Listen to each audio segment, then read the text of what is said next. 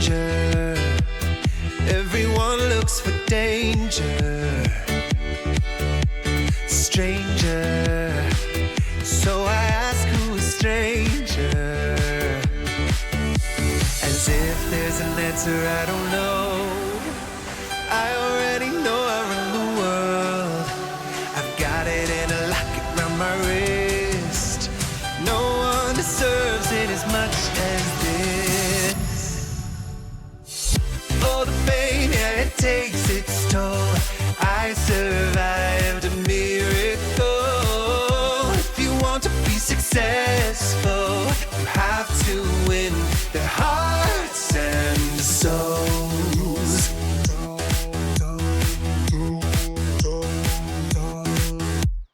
Braver, they only pick ones who are braver. Prayers, no, I don't need your thoughts and prayers. Clearly I was chosen for a reason, a triple threat where all the threats are even. I was scared it would go to my head. That's just the lying media again.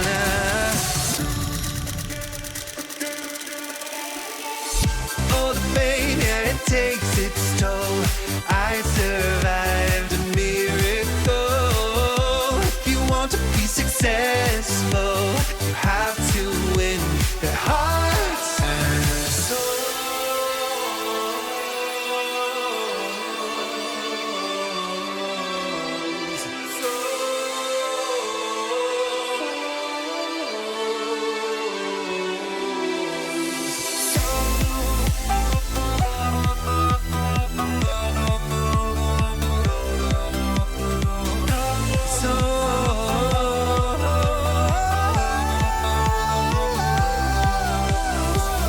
It's a modern form of sacrifice to give up your social life. And if I could give advice, I'd say take a photo of my good side. Oh, the pain, yeah, it takes its toll. I survived a miracle. If you want to be successful, you have to win their hearts and souls. Oh, the pain, yeah, it takes its toll. I survived a miracle. If you want to be successful, you have to win their hearts and souls. Oh, the pain, yeah, it takes its toll. I survived a miracle. If you want to be successful, you have to win their hearts and souls.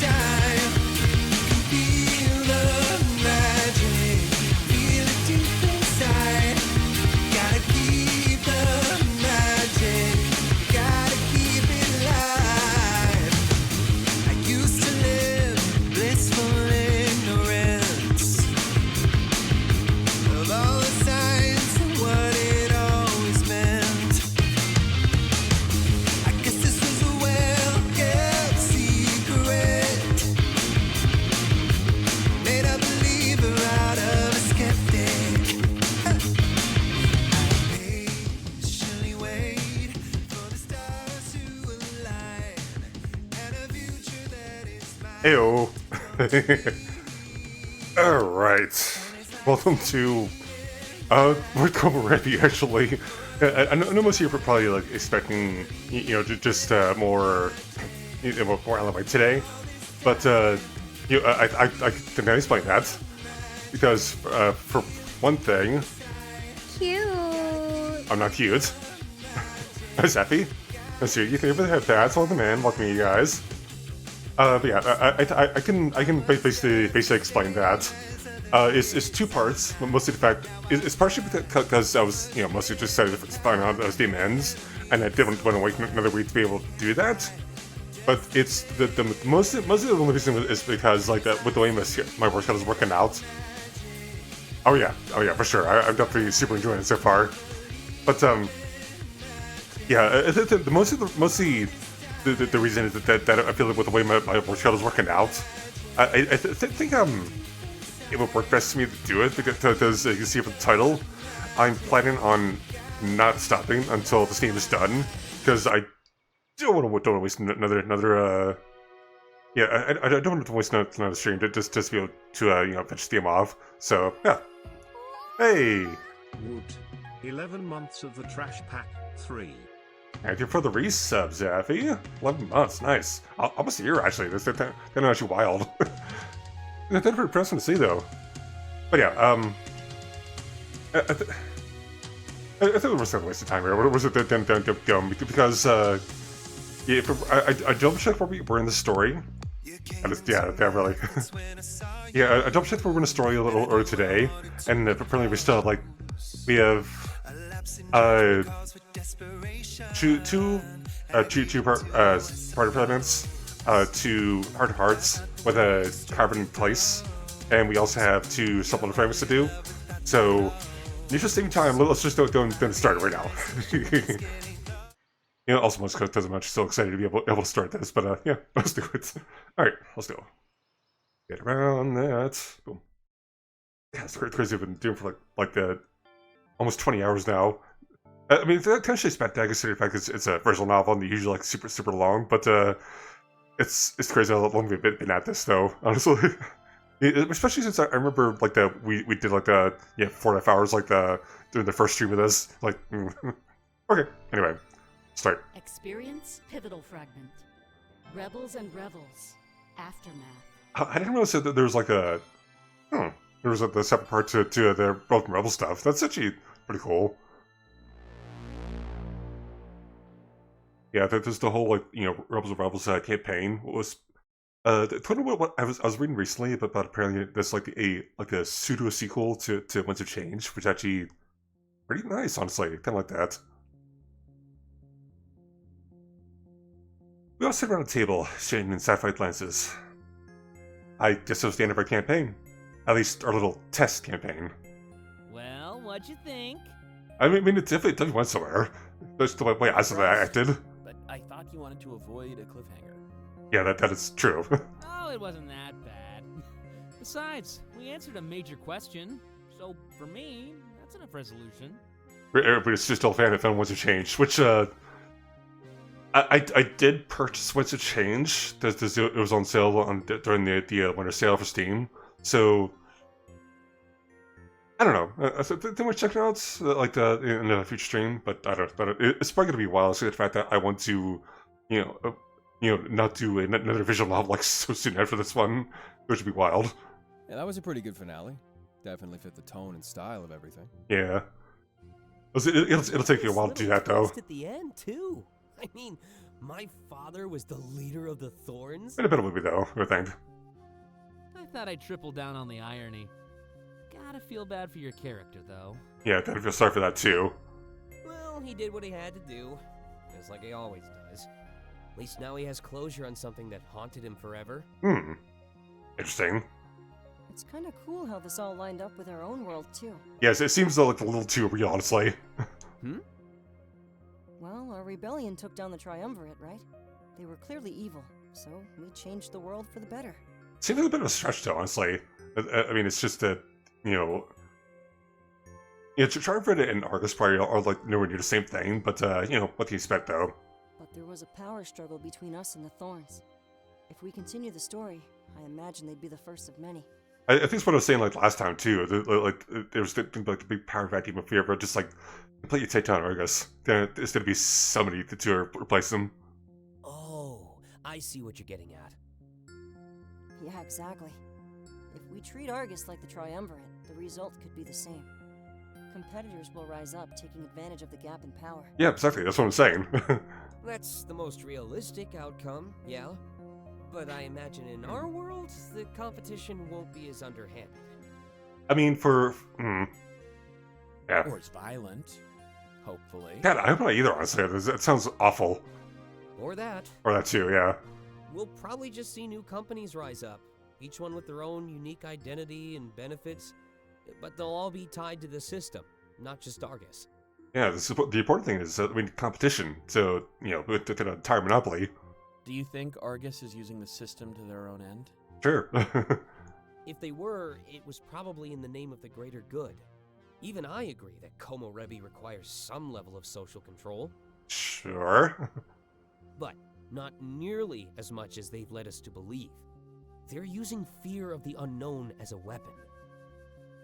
Yeah, I can see where you're going with that. Hopefully. And it was working, too. Sure. I'm loving all these parallels between real life and our campaign. Makes it seem like Taylor actually took time to plan all this. Or it's just like that, took all the info for news stories. Of course I did. Remember, you baited me into doing this. If I let down the storyteller of the group, I'd be crushed. Yeah. Yeah, you did a good job. Even connected Isaac's backstory to the overall narrative. Well, it was tied to the whole, even his real life backstory, maybe? Is there a term for that? Foreshadowing? It's just called connecting plot. That's okay. It makes the conclusion a lot more satisfying. Without a strong foundation, everything just falls apart. Sure, it still works. And calling them threads is a metaphor, right? I guess that's like a double entendre. Kinda. You want all your threads to be as strong as possible. We all know what happens when you tug on a loose one. Yeah, everything falls apart. Everything falls apart. Exactly. I feel like I'm like calling out a bunch of these next lines for some reason. It's kind of wild. It's pretty cool when you think about it, right? Isaac is part of a rebellion, just like the characters in our campaign were. Yeah. And because we've got his back, we're members too. Us? Agents of Cypher? Yeah, from the outside. I didn't. Nobody was surprised that they eventually get fully integrated into Cypher. It seems like they're not doing right now, though. Yeah, for longer than we thought. I mean, sure, let's go with that. Sorry for not telling you sooner. You say we're agents of Cypher, but I'm gonna say we're unwilling accomplices. I was going to say I'm willing to the fact that we're kind of, still work with them, but go off. That makes it sound so boring. We can help Isaac change the world here. And if we fail?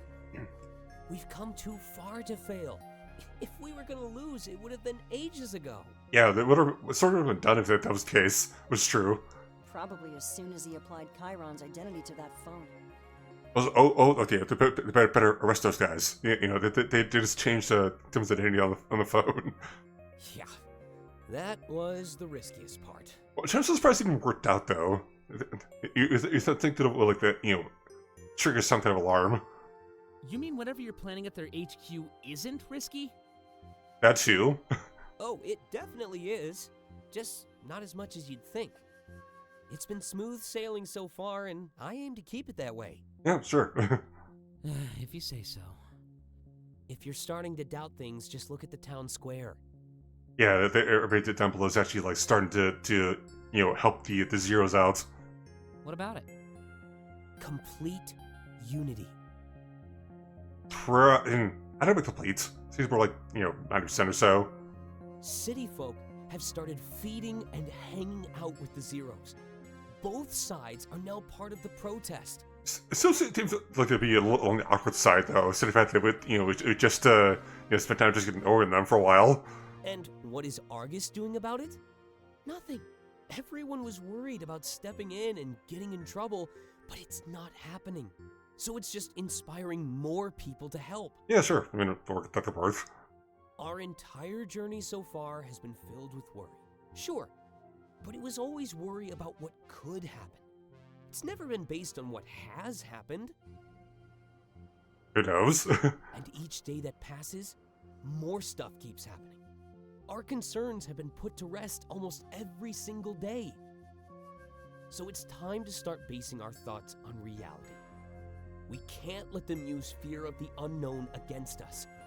Remember, that's always been their most valuable weapon. Yeah, I mean, that's a good point, though. I mean, if you can't really, you're worried about, what could happen. You just have to think about, just, do it. You have a point. Wow, what a speech. Maybe we should have made you the monarch. Yeah, there's no guarantee that they'll actually do what you think they're gonna do. There's just a chance that, it might work out. So, I think. Oh, I'd definitely rock that crowd. It seems like that. We all smile as our time with their campaign comes to an end. But with it came striking similarities to our current situation. Yeah. Similarities that fill me with resolve rather than fear. I remember thinking of some similarities when we first started. But back then, so much was uncertain. It's impressive how far we've come in such a short time. As they tell us about his Decipher seem to unite us even more. I gotta say, being the Decipher sounds pretty awesome. We're gonna witness the end of Argus' monopoly and the aftermath. If Cypher's like the rebellion, then they rise up after all this ends. After this all ends, I mean. If only Dante knew how much irony is behind this statement. As used to be the monarch, well, he technically was. He's running Cypher much like how I ran the rebellion and the monarchy. And just like me, he was uniquely qualified to take on the task. His entire life has led up to this Sunday. Thankfully, there's no one I trust more than him. Especially when it came to bring us to a better future. There we go. The official end for the Rebels storyline. It was definitely interesting. I mean, for someone who doesn't super like the. Yeah, so for someone who doesn't super like playing D&D, is not really super interested in it, but it was an interesting story though. Let's say. Experience. Heart-to-heart fragment. Place 4. Oh wait, actually, we should probably look to the journal entry first. Which journal entry? Did we see number? Yeah, we see number 5. Living for the future instead of the present. Normally they would describe my friends, but lately it's describing me and my relationship with my memories. At the end of the day, our own experiences really are the most valuable things in the world. Feelings that belong to you and nobody else. At least that's how things are supposed to be. Just like Komorebi disturbed the natural order of things, it seems like this new nostalgia technology may do the same thing. We will either become prisoners to our own past, addicted to reliving their highlights over and over, or start turning the people's lives to a commodity. A story to be bought and sold. I didn't expect to have heavy along for the ride, but I guess some of the biggest moments of life are unexpected, right? You know, sometimes you can sense someone's true nature, like just spending a second with somebody to tell you all you need to know. That could have happened with you. No matter what, I can tell your intentions aren't bad in any way. Argus is playing some sort of four-dimensional chess here, aren't they? As if Komorebi and the system are enough of a nuisance, they're discovering new ways to control us. This nostalgia technology comes to fruition. We'll never know which moment in time could be used against us in the future. At least now, we know it's only when we leave the house and stuff like that. With this new tech, most people spend every second of every day in their lives making pure memories. I feel like that may be their end goal. Either way, we're out to find out. We're in this together now. Like me and my friends promised each other on the start of this. Until the end. I think that's probably the last one. I don't think it's usually there's only usually 5 journal entries for each fight map, so I think it's probably good, hopefully. Alright, let's do this. Experience. Heart-to-heart fragment. Place 4. Do this. See how it goes. Maybe not. Lucky, who knows.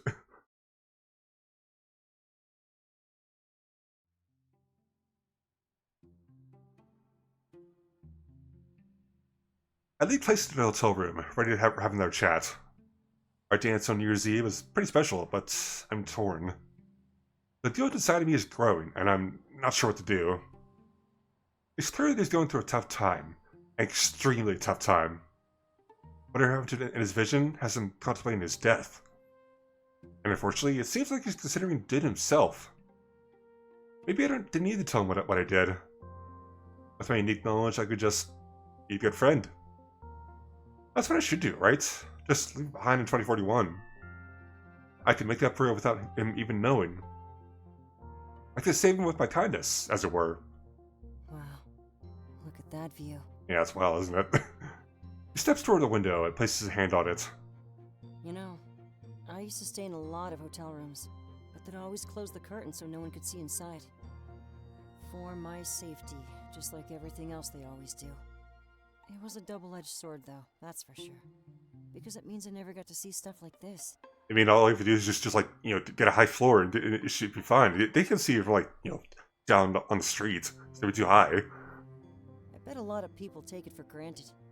This whole idle world can really rob you of joy. Or at least, the ability to appreciate the little things in life. True. Have you ever felt lucky that you could go into a mall? Probably not, but maybe that gives you some perspective. I would think so, honestly. True. I'm sure that I don't need to sacrifice a lot. But as I learn more about it, I feel so bad for him. He has almost no idea what a normal life is like. And not only that, his first taste of it will probably be his last. After this hiatus, he has the next 10 years of his life planned out. He's given away his entire youth to experience what we all take for granted. Anyway, I guess there are more important matters at hand. He turns to face me, breaking the sight of his distraction. It's nice to see so many people feeding the zeros out there. I feel bad that we can't help out, but it makes sense for now. Yeah. Gotta keep my public image in mind, too. Don't want to go out there and openly defy Argus. Just we can always do it, like, from the shadows, I guess. He starts pacing around the room, until, like, his thoughts are frightening. But people died. Oh, yeah, last time, like, 2 to zeros, like, the parents of the kid we were meeting a couple times during the story were, they're longer with us. Argus just stood there and watched it happen. What does that mean for us? Yeah, those are the big thing that set this whole thing off. You say that there's an agent after us, right? What if we end up dead like those zeros? That's not gonna happen, Place. Are you sure about that, though? Yeah, I mean, how's the company a theory? A theory? Just a theory. A game theory! How is a theory gonna help us out here? It's about that new technology Argus is making. What technology is that? Nostalgia technology, the ability to revisit past memories. I see. There's a chance that everything we do will be observed in the future. Everything? Yeah, perhaps they're even doing it right now. But from the future? I know it sounds weird, but it works in our favor. How exactly? We can send a message to the future, one that Argus can't intercept. And what kind of message would that be? Evidence and testimony, especially from a visit to their HQ. Oh, I see what you mean. A memory can't be forged or modified. Unless you're in the game, remember me? I guess the one example of it being able to be changed. But outside of that, I'm not really sure. Exactly. Live for the future or otherwise become a time capsule. Live for the future, huh? Yeah. You know, my old manager used to tell me that. We even talked about performances in VR. Hello, Preston. Thank you for the follow. Welcome in. How we doing? How's the night been going? Your theory's kinda similar, isn't it? Similar how? Well, all I'd have to do is record one performance. They could set it up to loop for the rest of eternity if they wanted. Anyone could immerse themselves in that world and watch it happen. That is unless the that is also put on it on tape and it, like, degrades over the years, or like the computer degrades. Yeah. Oh, it's starting to make sense. So if we ever did that, I'd be living for the future. We can work either way, but One hey. moment in time, meant to be viewed later on. We do that with photos and videos all the time anyway. Yeah, for sure. And trust me, I'm no stranger to the flash of a camera. I just hope they don't abuse this technology. It really blurs the lines between right and wrong. Yeah, it is kind of a weird, like, moral gray area, I guess you can say. Well, that's true, yeah. I don't elaborate on the theory and attempt to avoid the scary parts. It's clear that Argus wants to use this to invade our lives even more. True, but we can use technology against Argus. Really? So this comes to fruition, we can show the world our memories. So we basically script our lives in a way that antagonizes Argus. If they really are bad, then that shouldn't be a problem. Especially if we're going to be in the heart of their HQ. Yeah, I mean, that's not wrong with that. He's stretching on. It's pretty cool when you think about it. You know, I've gotten used to having eyes on me at all times. Oh my god. It might be nice for people to see things from my perspective for once. Those are wild. Hopefully they don't think our dance was too cheesy. That's one, let's private, it's fine. He laughs and smiles at me. Is there anything else you wanted to talk about, by the way? Oh, there is so much I want to talk about with him. But I can't talk about it, or else he'd figure out what I did to him. I mean, I feel like he already knows. He must already know, right? I was the only one who could have entered his room during that time frame. And not only that, but I doubt about the business card back in the right page.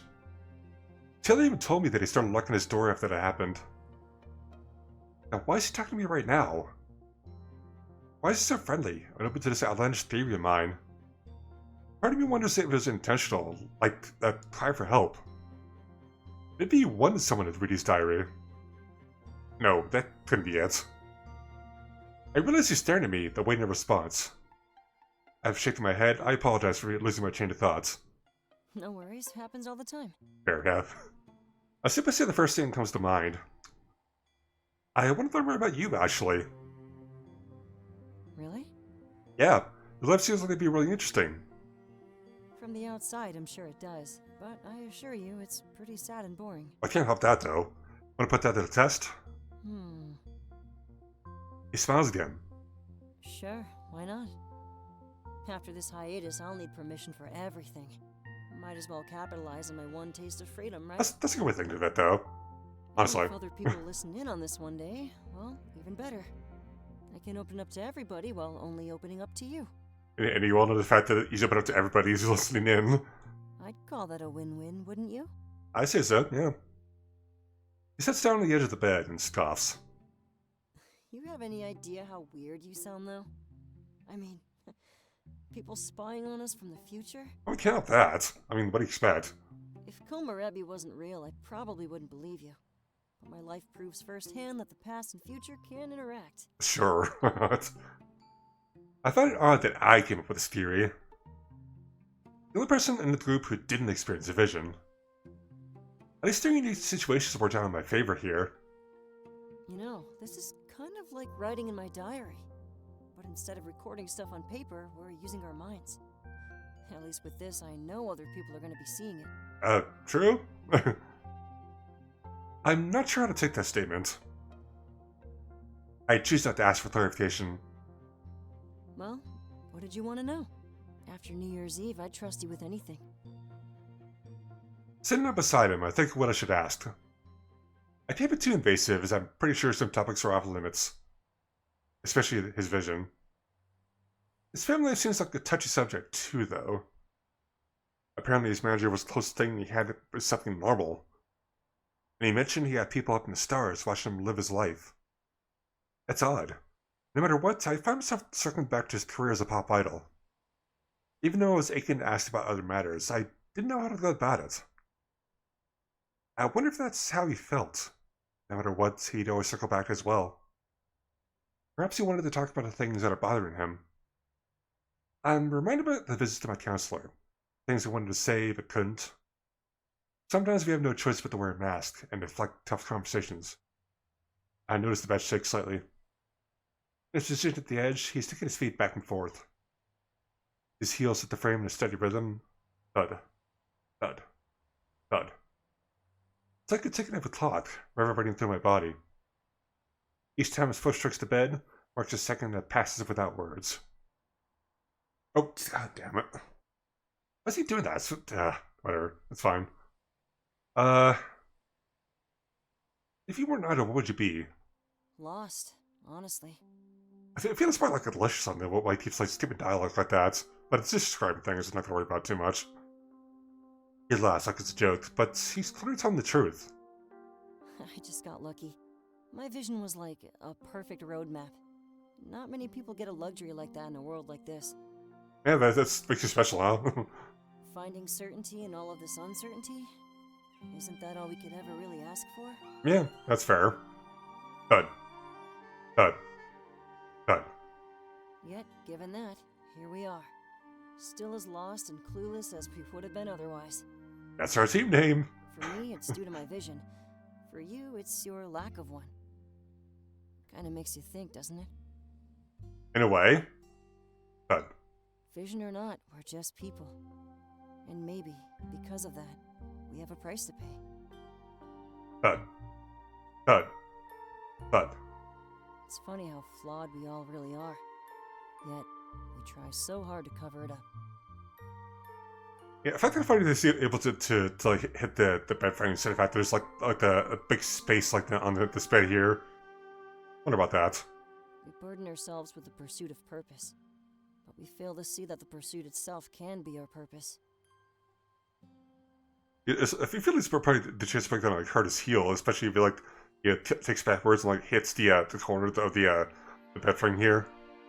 Eventually, most people find that purpose in somebody else. They fall in love, settle down, and let time get the better of them. Or do you think maybe he's just short? And he's like his feet are like right in this length right here. But in order to love Give me the one, somebody, honestly. you have to accept that you'll lose them too. That's fair. But I was never any good at that part. So sometimes it feels easier to just push that all aside. I'd rather find purpose in myself instead of somebody else. yeah, that's a good way to think of it. Or at least, that's what I used to think. This hiatus has started to challenge all of my views. Made me feel things I thought I'd be too scared to feel. That is a lot though. And I think that's what it means to be alive. To always be at odds with the world and ourselves. Because you know what?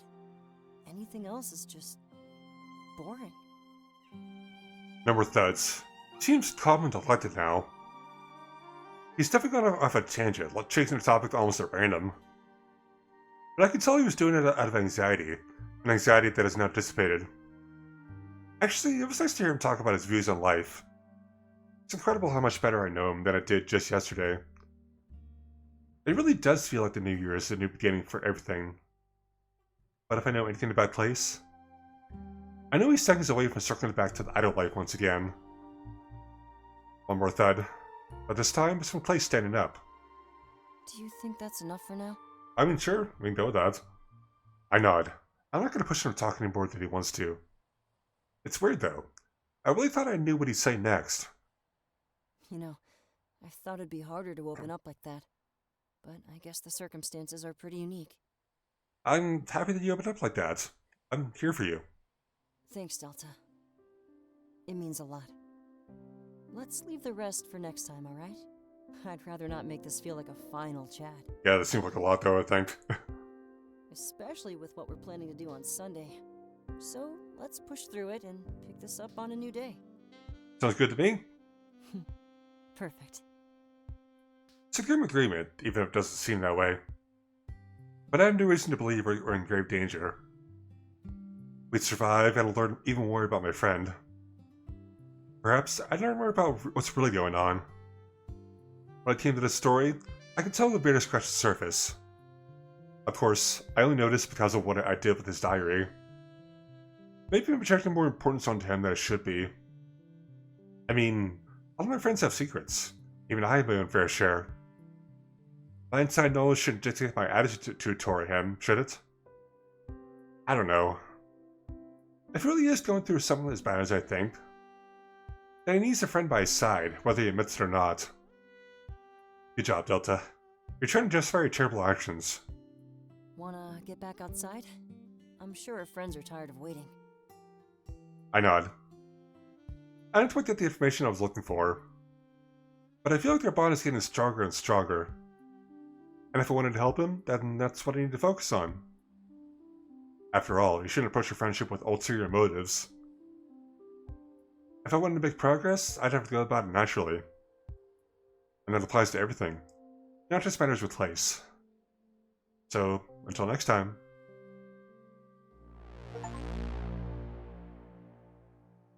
That's kind of nice, actually. I guess the thing to like sort of close things off with place, at least for now. That's fun. But yeah, fragments. Experience supplemental fragment.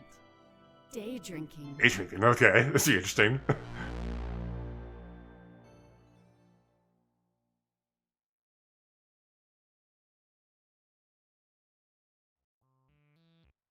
This one will be kind of simple though, so hey. Hey, Isaac. What's up? There's something I've been meaning to ask. Go for it. Well, you always say that day drinking is better. What about night drinking though? If you want to be friends with two, should be supposed to want something from them. Yeah, exactly. Yeah, it's kind of sort of like my mindset too when it comes to like big good friends. It's like mostly just like, hey, I want to actually be friends with you, spend time with you. It's like I never really think about like wanting to get something from them for that, at least for the most part. Well, it is. But you've never elaborated on it. And give away my secret? I'm just gonna search this up online and get it over with. Okay, sure, why not? Moments pass. So, turns out, you're just an alcoholic. What? Not even? Want to tell us the secret then? I don't know. I can't help with this one. We've only been drinking at night. Well, we should probably get some drinks in the morning then. Let's go for it. And did Go you feel it nuts. the next day? Yeah. A hangover? You could say that, yeah? Mine was pretty bad after the nightclub, too. What about the Wayfarer? I think you probably went to a lot of drinks then. Wait a minute. I think you're starting to get it. That's all it was? Well, I never said it was a life-changing secret. I just gave him a sequel to DLC. I would love that. That'd be kind of amazing though. Wait, I'm confused. What is it? Well, yeah, I think we're gonna have to wait a while for that. Considering the fact that I think he's still working on the remake of Major Minor, so this is gonna be a bit. If you drink during the day, you don't get a hangover. If it happens. Yep. You get to enjoy the high without the low. It's just a habit I picked up with work so it doesn't interfere. A hangover is a surefire way to destroy your productivity. Oh, for sure. I mean, technically, I don't really drink, but I get the idea of it. So, Argus drove you to alcoholism. I could always play more than that. I wouldn't mind playing that either, honestly. As I was saying earlier, I'm considering whether or not to play Winds of Change, but it's going to be a while before that happens. Day drinking, actually. It's not as uncommon as you'd think. Oh, thank you for the water.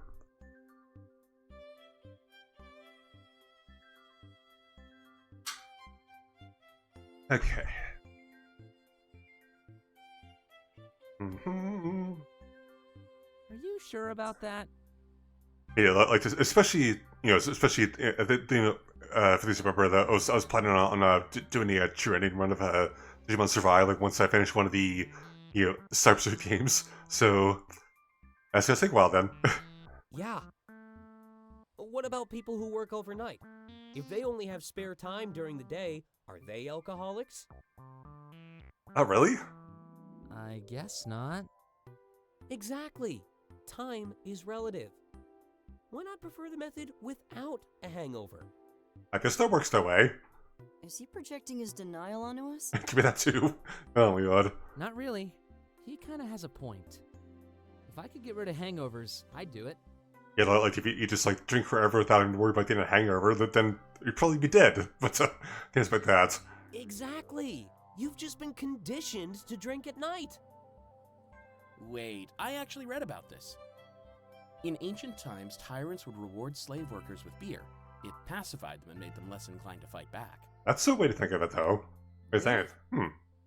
Well, that's what the theories say. Kinda makes you wonder, doesn't it? About what? About something. Argus does make booze cheap and easily available. Ooh, that's interesting way to think of it. You mean they're just trying to keep us in line? Yeah, that makes sense. Maybe. Who knows? I guess something that makes sense, though. It's hard to say for sure, though, honestly. If they are, though, it certainly works. Sure.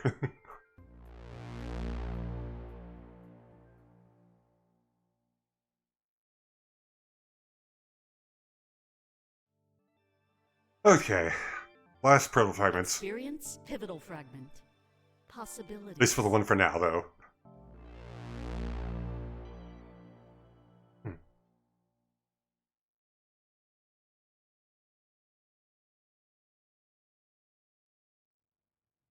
I'm just to see how this goes, though, especially in the fact that it's, like, not related to the Rebels and Rebels.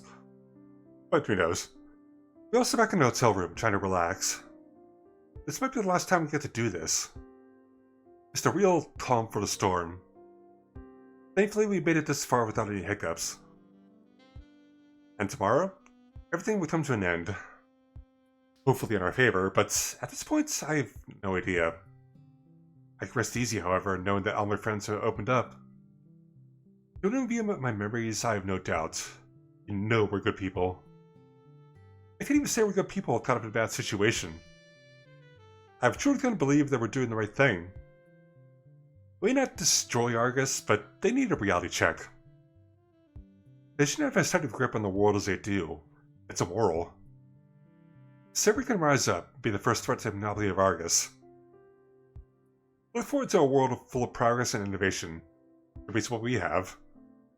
But for now, take a large swig of soda and join the company of my friends. Friends. That's right. By now, we're all slightly ages to Cypher, however unwittingly. This is gonna suck. And I know that. It's gonna be cool, actually. I'll finally get to show you the full extent of my skills. Putting Chiron in the system wasn't the full extent of your skills? I mean, it seems like the most of what it is. Not even close. Now I'm scared. Ah.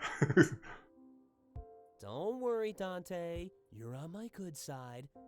Let's just make sure it stays that way. Guess we're gonna change eventually, one of these days. Are you gonna tell us what the plan is yet? I can't. Sorry. That sucks. I have to wait until the time is right. A lot of this is on a need-to-know basis. Such a cliche line. I know. I've always wanted to say it. Must have sounded so cool. Totally got that, though. God. Sure, let's go with cool. Taylor looks worried. I can tell with the fears we get into him. So, what do we do in the meantime? Well, tomorrow is gonna change everything. It's the last time we might get to do this. At the point of no return now. What do you mean by this? It seems like it, though, I think. We won't really know until tomorrow. It was kind of an abstract statement. Really? Wow. All that. He just means the status quo is gonna change. Hopefully for the better. Yeah, I mean, hopefully. Of course. I have this down to a science. So how about we celebrate instead of worrying?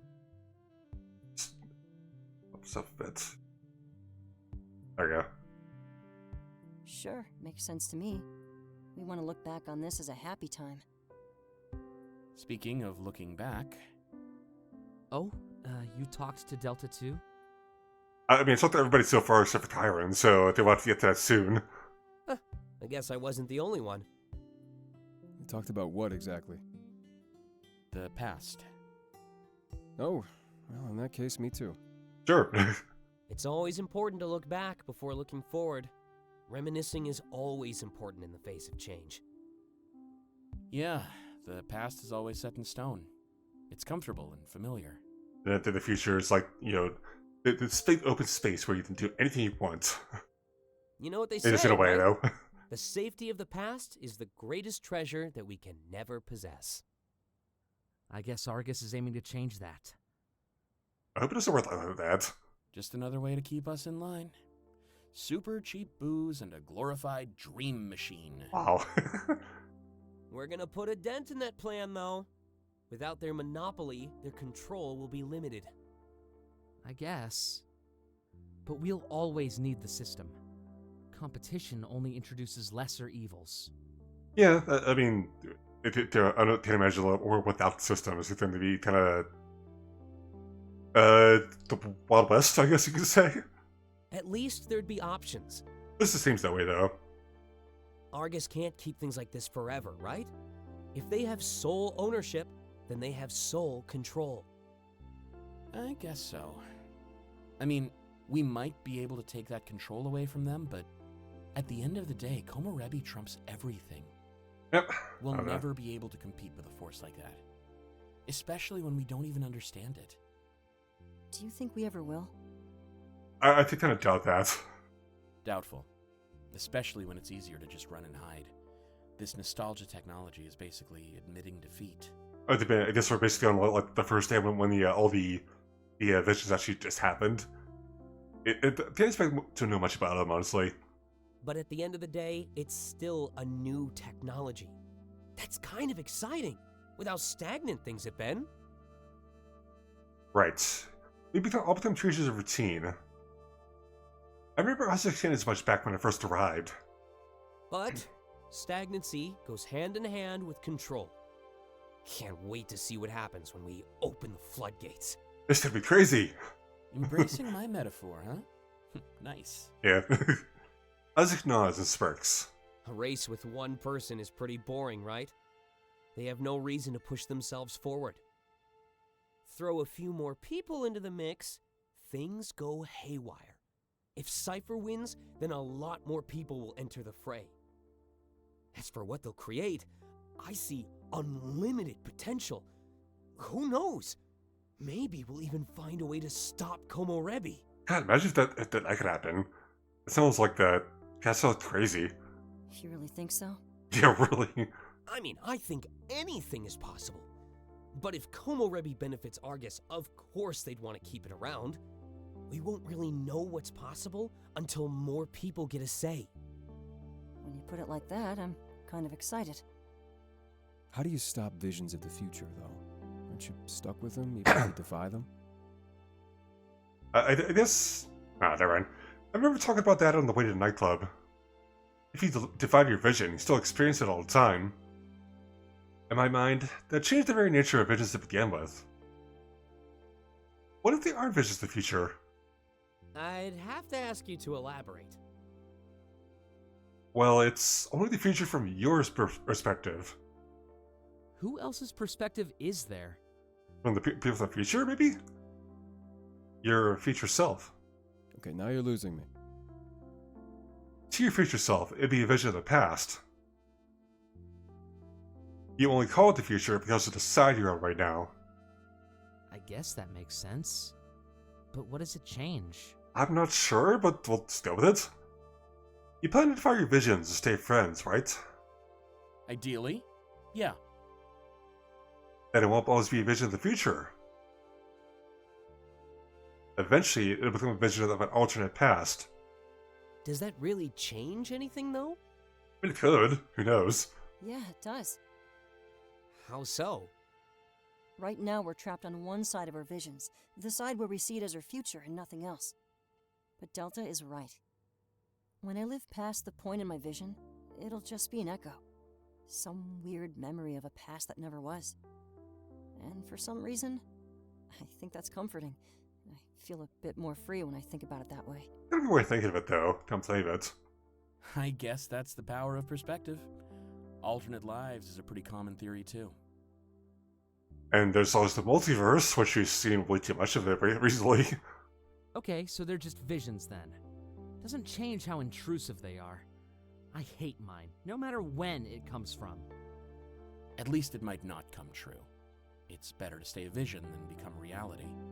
This be a predictive algorithm, then. I guess. Okay, this is starting to make my head hurt.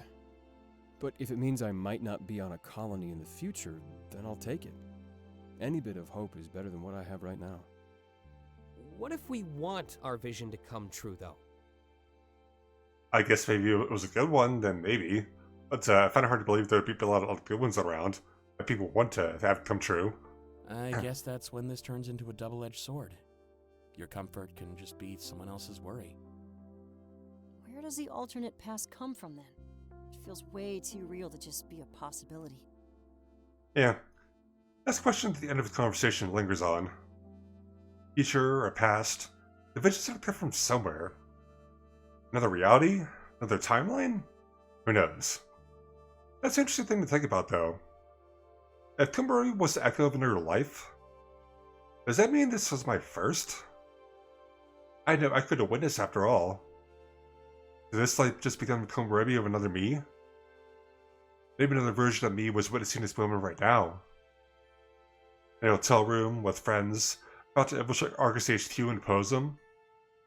If that was the vision I had as a kid, I'd probably do anything to oppose it. After all, I've seen no merit going against the powers that basically govern our world. So in this exact moment, I finally feel happy and content with my lack of a vision. I truly live my life for me, not to avoid anything, and not to pursue either. Because if I had a vision, I would not even be here right now. But after everything I've experienced, I know one thing. This is where I was meant to be. And I got here with the ability to call all my choices my own. I didn't follow a vision. An invisible hand guided me down this path. And hopefully, one day, this kind of life will be the norm.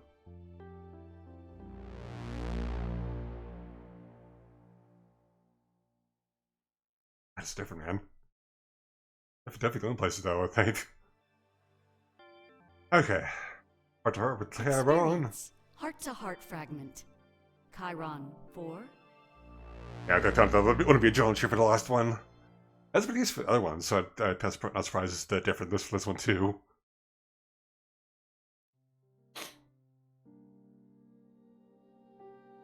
Back to Wednesday. Once again, Chiron requests some alone time with me. I didn't have any plans for the rest of the day, so I quickly agree. He stares out the window, taking in the view with a look of awe on his face. Still can't get over how beautiful this city is. Kinda makes you forget how unforgiving it can be. He places his hand on the glass. You know, the others keep staring at me. I can tell they're concerned for me after what happened. It's understandable. But honestly, I'm doing fine. It'd be kind of crazy to think like what if this how Toronto will become in 20 years.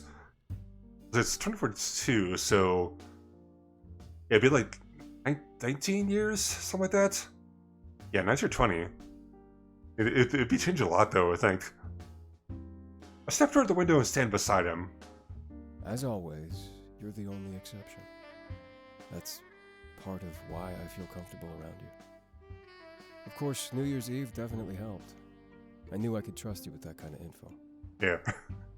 He smiles at me and then looks out the window once more. I still need to ask Isaac about my parents, though. Other things have just taken priority since then. Yeah, we've been very busy with a lot of stuff going around recently, but yeah. That's for sure. It's only been a day, but I'm still feeling impatient. Have you ever felt like you had to know something? Of course, it's only natural. Well, take that feeling and multiply it by a million. It's like the one fact that will make my life whole. Who were they? What did they want to run from? I shrug. It's almost impossible for me to tell. However, I doubt that the truth will make his life whole. We always want to treasure what we can't obtain. I do hope that he's able to find out the answer, though. Even if the answer was likely to be underwhelming. But if anybody could help him out, maybe Isaac. Or Hermes, if we're getting tactical.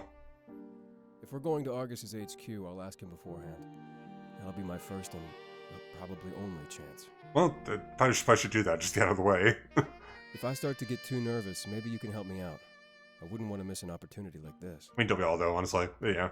I nod. Of course I'll help him out. I'm surprised we're doing this, by the way, but if Isaac thinks it'll go well, then I do too. He's never let me down, and I doubt he'll start now. Not when things are more important than ever. He turns to face me. I wish I could tell him to stop staring, though. It's starting to make me all self-conscious. Why is he staring? I guess your friends think that those deaths hit me hard.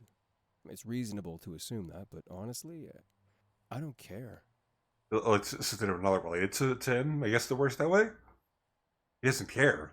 That seems a little cold. People die all the time on the colonies. It's a harsh life out there. Everyone's used to it, though, so yeah, that works. And even more people die in the city every day. Do you put your life on pause for all of them? I guess he has me there. But I remember he told me that people in the colony were like family. I kind of wonder if he's trying to be strong or experiencing the denial. Sometimes you just can't afford to mourn. On the colony, when somebody dies, there's a labor gap. We need to work harder, make sure nothing gets disrupted. Yeah, I can believe that. That's probably why we've romanticized the stars. We can just pay our respects before passing out after work. Anyway, I'm getting a bit ahead of myself here. I just mean to say that those deaths didn't hurt me. In fact, I think I share the same mentality as everybody else. The deaths only serve to dig a deeper grave for Argus. So basically just like a martyr for the cause. And in that case, is it truly a loss? Or is it something that guaranteed our victory? I imagine it could be both. Yeah, maybe. But maybe that comes after we win. If we stop the cry right now, we'd sabotage our efforts, just like on the colony. We can't waste time mourning. We need to do it when the time is right. If we didn't have to stick by Isaac's side, I'd be out there, helping. I could buy food for the Zeros and help them last until Sunday. We're really lucky that the others have started to step in. Yeah, the money's been given. It'd probably help. It looks like we're on the same page as them for once. Survive until the 5th. That's all we have to do, right? Yeah, I mean, it still works out though. I nod. Then Hermes can carry out whatever his plan is. He turns back to the window and places a hand on it. Letting out a deep sigh, I can tell he has a lot on his mind. You know, I never used to climb those trees on my own. Huh? That came out of nowhere. That might be the real reason why I'm unaffected by all this. If anybody needs help right now, it's that poor kid. Yeah, they have no parents anymore. Right. He's now an orphan, but the Zero's still my family.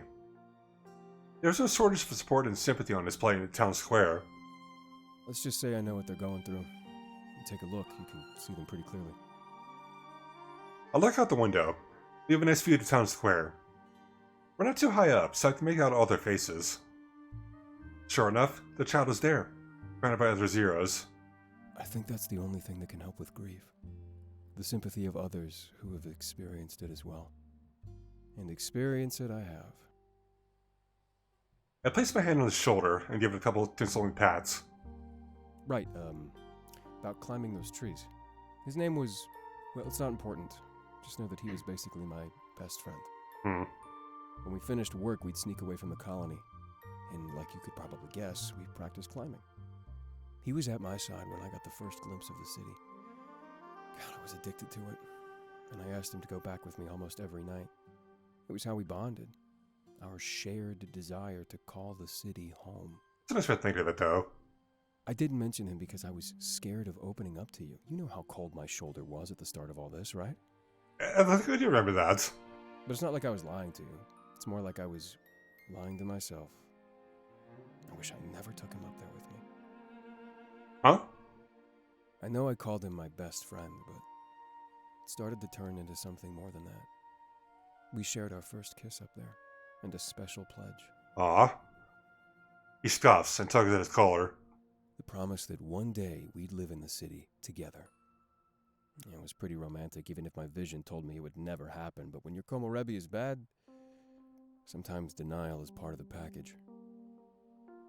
He walks away from the window, and I follow him to the center of the room. It's a pretty strenuous workout climbing those trees. And without gear, a bad fall could really do some damage. Maybe it was like a big tree, it could be, but if it's one of the regular size tree, maybe not. Oh. I'm sure you can figure out the rest. After that, he couldn't really walk anymore. Which means he couldn't contribute to the colony. And with how our pay works, that's a death warrant. I tried my hardest, but I couldn't work enough for 2 people. If I kept splitting my food with him, we'd both starve. So he asked me to stop. And I couldn't exactly say no. I can sense his sadness until he's trying not to cry. His ability to make the pose in the face of this is admirable. So it's not the first time I've watched a Zero starve.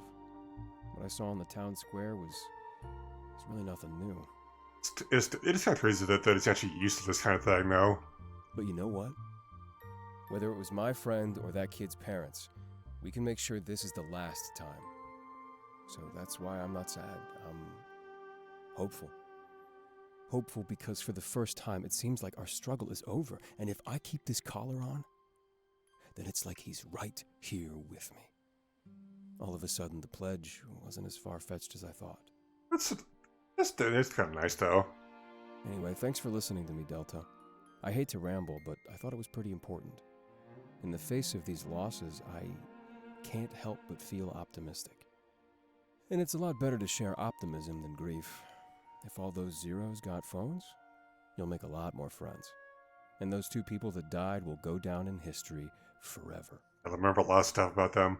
We all knew there was a chance that we'd die, but we were satisfied because we'd die fighting for our beliefs. And look, now almost the entire world shares those beliefs. He smiles and playfully nudges my shoulder. Must have felt nice to be ahead of the curve, huh? You got front row seats to witness everything change. And on Sunday, we might even play a part in all of it. He tilts his head toward the hotel room door. Let's get back to the group, though. I think that's all I really needed to talk about. And once again, you keep on proving that you're the cool one. I hope you don't mind if we spend more time like this together. Oh my god, and a cool one. That is awesome. Of course, I enjoy spending time with you. With another smile, we leave the room together. I'm really glad that you chose to open up to me like that. I know I wanted my friends to share their stories, so this is great. By the time we paid a visit to Argus, I knew everything there was to know. And then that at HQ, I did even more valuable memories. Especially since I get to witness the master plan of Hermes firsthand.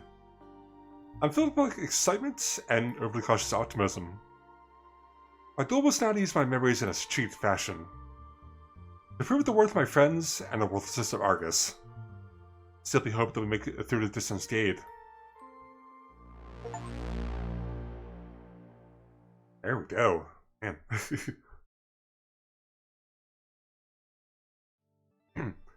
One more to go. Experience supplemental fragment. One last hurrah. One more to go. Here we go. Let's find out this final published fragment.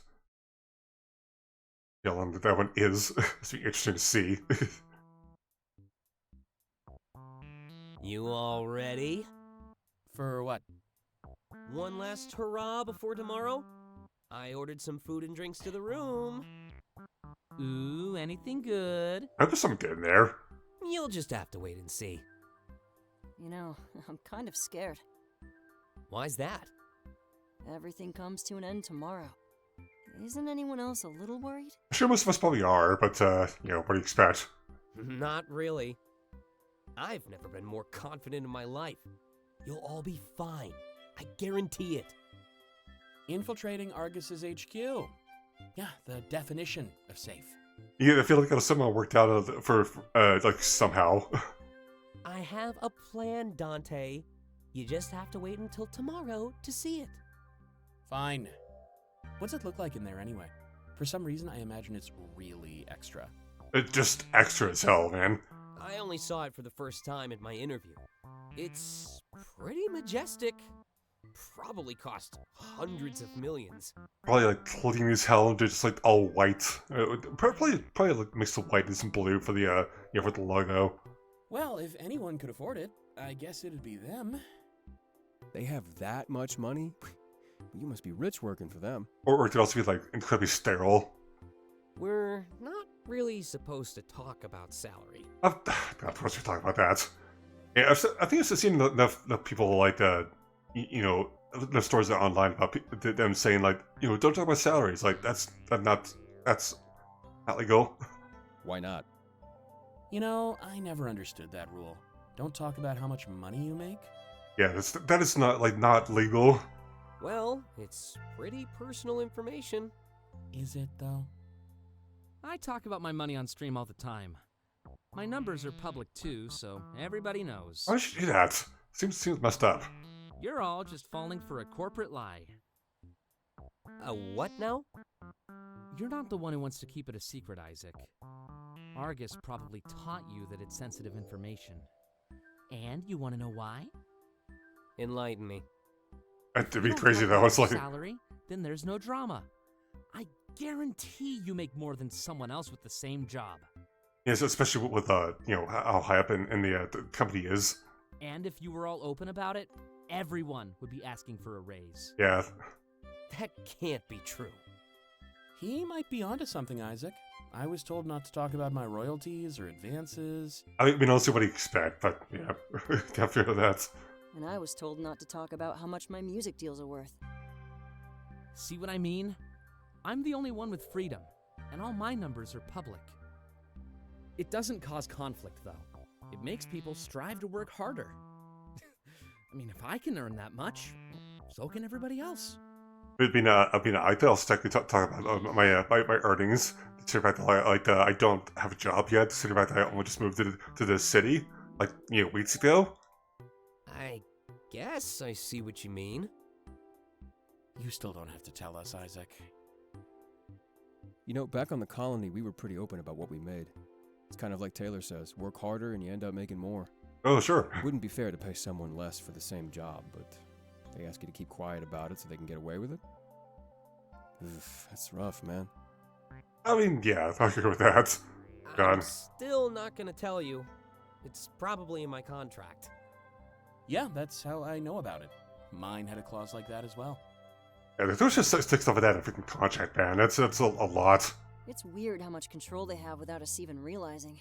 They can just tell us something is bad and we'll believe it. But it's only to protect them, just like how they taught you the zeros were bad. I wonder what else there is. Probably a lot. I guess we'll find out tomorrow, right? Seems like the 5th will change everything. Alright. Means we're done with this experiment, so we can finally finish the game off. Let's go. Experience culmination fragment. Hermes Day. Let's go, finish the game off. See how a long this even goes. I imagine it's probably like roughly the same amount of times like the other ones, but yeah, never sure.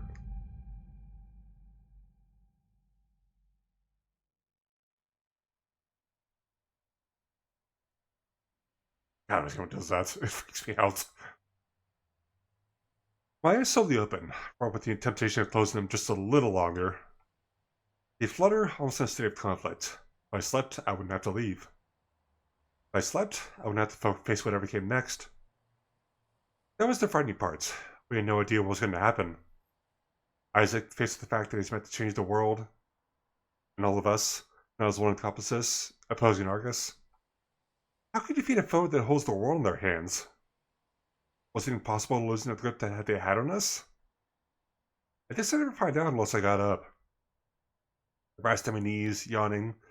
I must have fallen asleep on the floor. My diary rests beside me. One final entry after striking midnight. One final entry greeting the arrival of Hermes Day. Light strikes through the window, with beams made more prominent by dust in the air. Isaac must have requested that nobody clean this room for our privacy. And still marked the window, almost as if it were a longing gesture. Appreciating the beauty of the sight before us, yet also fighting to change it. This conflict was present in all of our minds, only fought by an immeasurable resolve. This how people felt on the morning of an important day. Well, not any important day. Perhaps the most important day of their lives. The temptation to remain in this moment of solace forever is almost too much to bear. I rise to my feet. My earlier yawn interrupts the rest of my friends. The glances we exchange are ones of a somber understanding. A quiet reminder that we all shoulder the same weight. Our role might not be as important as Isaac's, but it's clear that we can't do this without us. A flattering thought. My very best can instill him with the might he needs. If we pull this off, everything will be better for the entire world. Almost like the option to fail was taken away from us. Based on what was on the line, we didn't have any choice but to win. I'm reminded of that conversation Isaac and Dante had under the stars. Back before we knew he worked with Cypher. Back before I knew he was Hermes. I gulp, simply realizing that I have no choice but to push forward. Then stars changed once more, as we're all scared to break the silence. Isaac. Dante. Place. Ivan. Taylor. Taylor? Wait, where's Taylor? As he shoots up to his feet, the concern more clear in his face. Taylor? We all look at each other, understanding every single implication. Taylor! He's not here. There was nowhere for him to be. The room was small, and the bathroom door was wide open. He left. Where is he? What happened? I didn't mean to fall asleep. I was supposed to stay up and keep watch. It's not your fault, Isaac. You gave us all the option to leave, remember? What? Hey, check the group chat. We'll take out our phones. General's last messages in our group chat simply reads, "I'm sorry." And there's a notification that he's left the group chat. Oh no. He left? Why? Cold feet? I can tell that Isaac is terrified. He looks at all of us with pure desperation. We're the last exchange. This time I can sense the temptation of everyone else. Temptation to leave like Taylor did. He was the first, meaning others might follow. Please? I need you by my side. I don't know if I can do this alone. This is clearly a test of our dedication. Accepting the task, Cameron is the first step forward. I have your back, Isaac. I owe you almost everything, after all. Isaac smiles. I made a promise that I'd join your pact. Hey Vix, welcome in. How have you been? How's it been going? Until the end, right? Lace nods as they both step forward. Then all eyes are on me. I couldn't exactly dish Isaac now either. Especially after he told me his biggest secret. It's been so long, how are you, Andre? Oh, that's good to hear. Yeah, I've been good too. It's been a pretty chill day for the most part. I was able to have today and tomorrow off from work. So I think it's probably the reason why I decided to finish this game off instead of playing out like I originally planned. But it's been cool though. There's some like pretty stuff for Christmas, so looking forward to when it gets here. I step forward, my state's clear without saying a single word. Good. Isaac tilts his head toward the hotel room door. Or never around Christmas season to help me. No, that's absolutely fair. It's been busy for all of us, especially considering the fact that I've been super busy at work. During the beginning of December. But yeah, it's definitely not a problem. It have to be able to pop in. Then let's get to the lobby and see if we can find Taylor. It might not be too late to change his mind. We all know how to leave the room. It dawns on me this is probably the last time I'll see this room. The farther I get from the window, the harder it is to see the handprints upon it. Before we exit the room, it's almost like the mark on it has disappeared. Part of me wonders if Leo will be able to go back to Isaac's house. And the rest of me wonders if Taylor is safe, or perhaps already in the hands of Argus. Yeah, we are on the... I had to go in earlier, but longer hours of usually sleeping everyone's chiefs. Ugh. Yeah, it does suck though, honestly. Yeah, thankfully, I haven't had to go that far, but yeah, I've been working a lot though. Yeah, it does really suck though. Very sudden bad for the working morning. Yeah, that's totally fair though. Since we reached the lobby, we remained close to one another. There was no point in separating now, just in case Argus got Taylor. I only say it like that because of all the other words which are scary to use. Do you see him? Well, look around, but there's so many people here. Is the lady of Argus going to appear in only a few hours? I guess they're waiting until the last possible moment, like always. I don't. All of a sudden, blending into a crowd seemed to hurt us more than help us. We had no idea where Taylor was now. They ran off on his own. He said he was sorry, so it does imply he left voluntarily. But almost anything could have happened to him after that. Isaac couldn't guarantee our safety if he didn't stick by his side. Taylor leaving in spite of that sure said a lot about his inner thoughts. Wait, isn't that one of his friends? Cameron tossed his head toward a small gathering of people. I recognize them. These people were at the little room party we had. Yeah, you're right. Hold on. I'll go talk to them. Isaac starts walking away, but then turns back around. Keep your eyes on me, okay? Now's not the time to slip up. He's gonna be busy for sure. We all nod and keep watch as he heads towards Taylor's stream of friends. Part of me can't blame him if he chose that group instead of us. They're probably engaged in a lot less treason after all. Huh? Myers is running away from Isaac, despite his clear request. I can see the Argus agent standing in the crowd. He passed by, obscuring them for a split second at a time. Keep expecting them to disappear, but they don't. Damn. The one time I can ask my friends to stop and look. Need to keep their eyes on Isaac. Is this some sort of test? The agent gives me the evil-looking smirk again, and I gulp.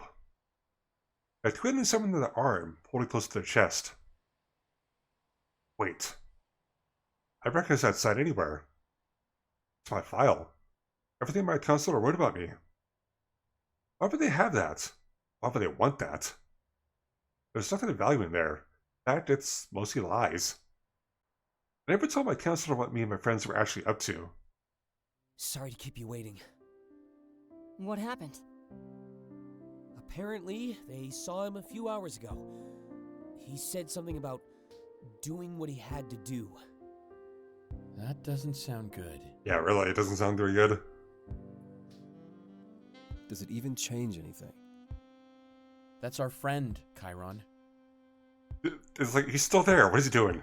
Yeah, but we still have a job to do. He's right. Which one of us? Oh, there you go. He's gone. Chiron. Dante's coughs. I hate this. I think we all do, though, honestly, but yeah. The clock is ticking.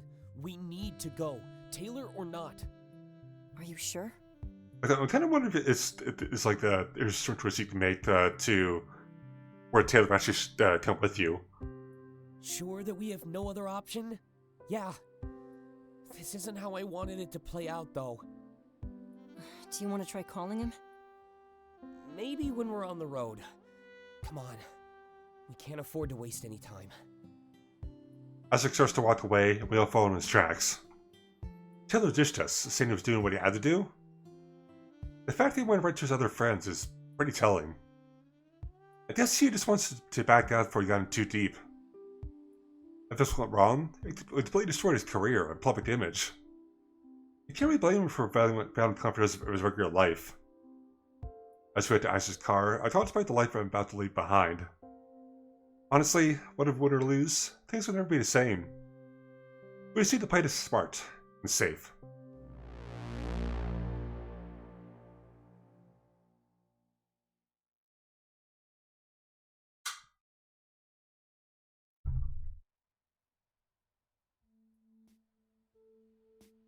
I'm just all seeing his background like the beginning of the freaking game, dude. Everything has happened in about a minute. I can tell we're all panicking, except for Isaac. He knows the plan. But for some reason, he has yet to share it with all of us. Perhaps he thinks that Argus could be listening in. I guess it makes sense not to say too much out loud. Wouldn't want to get docked for distracted driving anyway. I look out the window and I'm reminded of the day I arrived. Oh, how different things were. How different they could have gone. It's almost like I'm leaving another life behind. It's like I went in just a few short weeks. This life was better than the one left behind, though. I can only hope that the same applies to whatever happens next. If it went well enough, we could even be lauded as heroes. Gotta say, I like the sound of that. Wow. Huh? The feeling of dread in the air. It's so thick I could cut it with a knife. I've done well know that. I could open up a window. This attempt at a joke is admirable in the face of such danger. But it's also like a product of denial as we get closer to our objective. Either way, there's enough light in the air to deliver some optimism. So, you want to tell us your plan? Yeah, you were supposed to tell us by now. I changed my mind. Sorry. Wow, can't believe you do that to us now. That's kind of rude. My God, Jesus. Huh? I have no idea who's listening in on us. We shouldn't risk anything. especially so close to the end. So we're just supposed to follow you into certain danger. So we're just gonna wing it, apparently. Okay. It still works. Basically. My god. Dante groans. Besides, it's nothing you haven't seen before. What is that supposed to mean? I'm not sure either. It means I trust him, so you should too. Okay, let's see. Well, it's got me this far. This is gonna work so far, though, but it's hard to say for sure. I'm curious how this statement got Dante to back down. It's something we haven't seen before? What does that mean? Oh. I'm reminded of how Isaac has been messing with tech ever since I arrived. Silencing the system in his home and locking doors at will. There was even the cameras at our house offering a trick live feed to his workshop. Has he been using his house as a testing ground for all of this? Suddenly, it all makes perfect sense. And the rules without breaking them, he's always said. That, and all the buildings operate in the same standards enforced by Argus. Stands to reason that Hax's home would apply to any other building. Was Isaac planning to assault Argus digitally? Mess with the security and opening doors we didn't have access to? It was certainly aid him in his plan to create memories that compromise Argus. But it basically breaks the #1 rule in our entire society.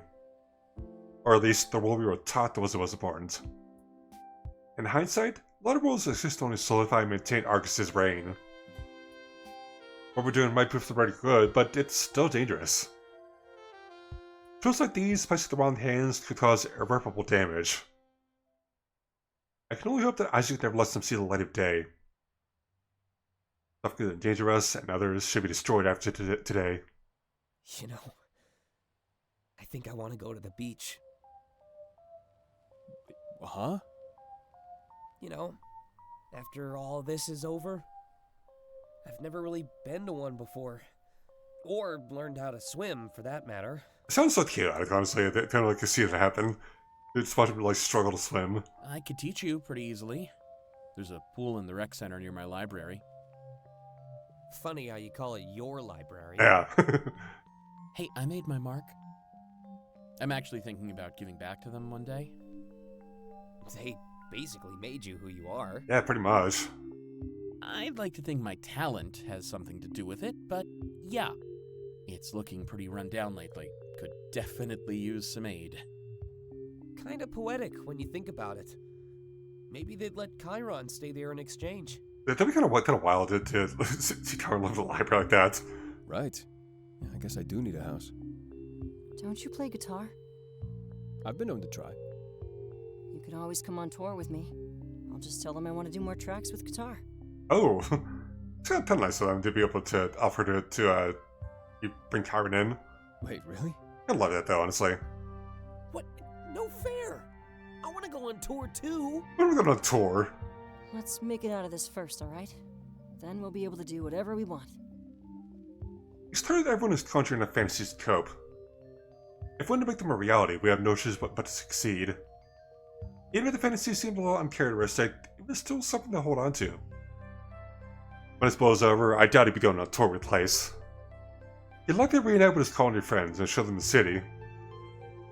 I started to think about what I'd like to do, but then encouragement to stop. It was a bit sudden, and I jerked forward, ending my daydreams. I look out the window and see a massive, majestic building. It towers almost into the heavens. It's really beautiful. But I also know this is Argus HQ. We're finally here. Isaac pulls to his parking spot and takes a deep breath. We're here. He looks at each one of us with hesitance on his face. Are you all ready? No, we'll go with it. As ready as I'll ever be. Yeah. Same. That building looks so cool. I give Isaac a nod and he takes out his phone. He's lost in it for a few moments, clearly doing some preparation. Whatever he has planned, his phone definitely seemed essential. Alright. It's time to finish this. With a little smirk, we all get out of the car. Just follow my lead, okay? I have everything planned. Down to a science. I hope it works out. Without another word, he starts leading us into the building.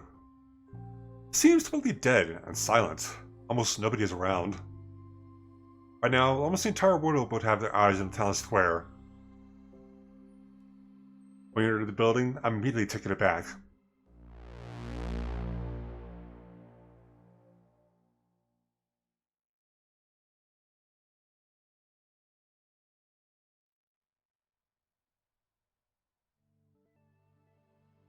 Oh jeez. It's the most beautiful place I've ever seen in my life. It almost resembles It almost resembles Isaac's store, but on a much grander scale. Whoever built this place probably had no limits on their budget. But like, is that ice or something? So close to Isaac, who's tapping away at his phone. I'm not sure what he's doing, but it's clearly important. Isaac, are you sure we should be here? Dante tilts his head up toward a bunch of cameras watching the atrium. If anyone was looking, they'd know that Isaac didn't come alone. Are they coming to an interview? Definitely suspicious. Yeah, of course. The cameras are on us. That's pretty incriminating. Yeah, it kind of feels that way though, I think. Trust me, you're fine. He tilts his phone toward us so we can all take a look. See? I'm here all by myself. All by myself. Wait, what? Second interview, remember? I'm feeding them a recording of the first one. If they're watching, they have no idea you're here. As well as they're watching out the window. But, can't expect much of that. Well, they definitely know you brought us in. Kevin looks over at the reception desk. Someone's behind it, typing at a computer.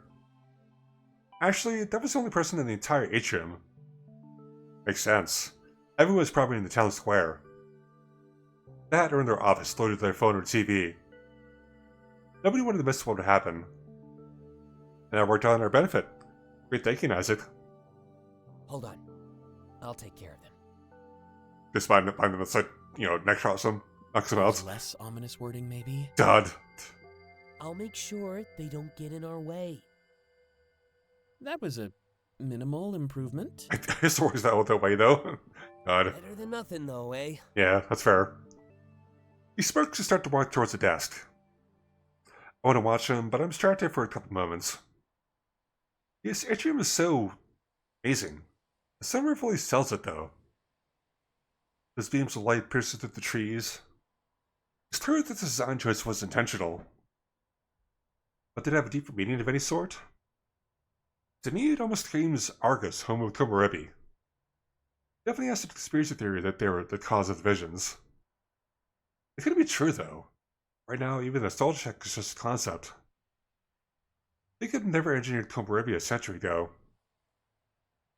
Of course, Komorebi defies our logical explanation. The future is depicted the way almost everyone lives in the present. Normally, cause and effect would dictate that it's the other way around. But things don't seem to work like that in this world. It's possible that the true cause of Komorebi hasn't even happened yet. As confusing as that is, it definitely makes sense. I remember when we talked about it in the hotel room. As you get older, your Komorebi is distant and become a vision of the past. Well, not the past, but an alternate one. Interesting to think about. Part of me wonders if this intelligent technology has anything to do with it. Technology dedicated to correcting in the past and allowing interaction. There's no way that could go wrong, right? I decided to watch Isaac instead of losing my thought. Yeah, God, I'm getting tongue-tied now. I decided to watch Isaac instead of losing myself in thought. He's engaged in what appears to be a friendly conversation with the receptionist. I have no idea what they're talking about, but everything seems to be going fine. It's a lot easier to breathe, too, knowing that those cameras aren't capturing me. A little ironic in the face of some of my theories, but comfort is still comfort. Senior receptionist stand up from the desk and go into the room behind them. Isaac then turns around and waves at us for pressing a button on his phone. The door immediately shuts and we hear a locking noise echo throughout the atrium. He walks back to us and we hear the receptionist bang on the door, trying to get out. Like I said, I could technically make it work on any door. Wow. Wow. Isaac, are you stupid? Let them out. After we're done. We can't risk anything, Dante. Follow me. We need to keep this moving. I hope she has food in there. They're going to be here for a while, I think. They're safe in there, right? I hope so. Yeah, it's just a break room. Dante is overreacting. Hardly. It was against their will. It's fine. Don't worry about it. They have food, and they can still watch the town square. Every TV in this building is going to be streaming it soon. Isaac shrugs. What did you expect me to do once we were in here? Ask them to march me down to the server room? Yeah, they need a lot of it. They managed to do that, though. Jesse shrugs back, admitting defeat. So that's where we're going, I guess. Apparently. That's the goal. But first, I need to get back to that computer. Isaac runs back over to the reception desk, and we follow him. He climbs over the counter and jumps to the other side. Taking the cord out of his pocket, he plugs his phone to the PC. Isaac, what are you doing? Need to plant a few seeds. Gotta say, I'm pretty lost here. But you're safe, right? I bet Kara probably thinks that they're talking about like actual seeds, like just grab like a little bundle of like corn seeds, something like that, and just like shoves it in like that. I love that. I think so. You'd think right. Isaac starts typing. It's an impressive display of speed. The receptionist is still banging on the door, begging for us to let them out. Please remain calm. You're actually more safe in that room, okay? Probably does not much, but we'll deal with it. The banging stops for a moment. Nobody is getting hurt today, alright? That door is set to a timer. It'll unlock in 30 minutes. Just relax and watch the broadcast of the town square. The banging stops altogether. Okay, but what seeds are you planting? Flower seeds. You need to give us all admin access. The server room is deep underground and super classified. Dante sighs and holds out his phone. Fine, but make it quick. Okay. Oh, I don't need your phone. Huh? Why not? You've given it to me plenty of times. Of course he has. He presses the end key on the keyboard and then unplugs his phone. Jump back off the desk, he smiles at us like he's accomplished an impossible task. A moment later, all of our phones go off. I take mine out and look at it. What was that? We should all be able to take the elevator down now. But we still need to take care of the other employees. Stop mission! How's this get to Dante? Give it to me plenty of times? Whatever you did, apparently you set up a while ago. But my phone went off as well. Wait. When I visited your work? Yep. Pretty good excuse, huh? Had to leave my lunch at home on purpose, though. Ah. you planned for a while, man. You prepared all of our phones for this? Saves me time from doing it now. Especially since we're gonna be on the clock. 30 minutes, right? For the receptionist, yeah. But there's more to come.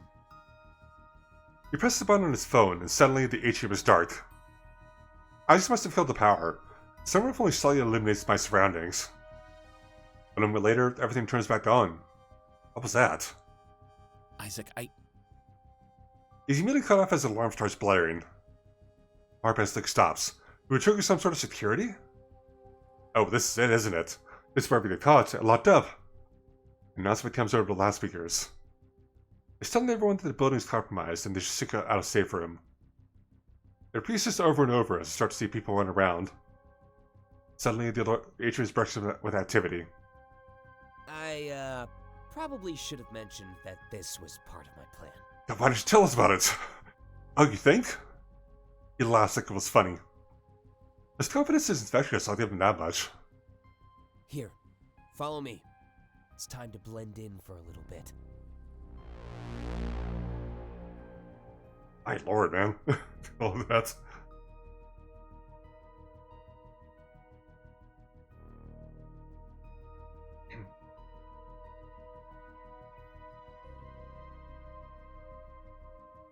We follow Isaac deeper into the heart of Argus. Everyone around us was panicking, mentioning how Cypher is attacking. But I suppose we look unassuming, since we blend in with minimal effort. He's acting like he's scared, or at least I think he's acting. Either way, it helps to match the others as Dante attempts to comfort him. I really getting involved in all this. It's not my hiatus, huh? The voice on the speakers is telling everyone to get to a designated safe room. I can see where everyone is running. A room with the left sticks out like a sore thumb. It's clearly their destination as they pile inside one by one. Their destination, but not ours. Isaac sticks out his arm, stopping us in our tracks. The few remaining people behind us rush forward and into the room. Isaac looks back in the direction we came from. No one else is coming. That must have been all of them. For some reason, I expected more people to be in this building. Hold on. Just a few more seconds. He lowers his arm, we all look at each other. Like he said, a few seconds later, the voice on the speaker stops. The door to the safe room shuts and locks, trapping them all inside. Perfect. He points to the elevator at the end of the hall. That'll take us to the server room. Oh my god. He's like locking everyone in the building like in two like sealed rooms. Wait, how'd you do that? You didn't even touch your phone. Oh, that wasn't me. I rewrote that code, though, and used it on the receptionist. These doors should open in 30 minutes as well. Oh my god, wow. He starts walking toward the elevator, and we follow him. Notice how the alarm stopped, too? I repurposed that to mod our system back at home. He presses the button on the elevator. This is stuff that keeps the employees safe in case of an intruder. It guides them to a safe room and locks them in until it's safe. And that was all the employees? Not even close. Oh god. All the hallways shared the same design. Everyone just ran to the nearest haven they could find.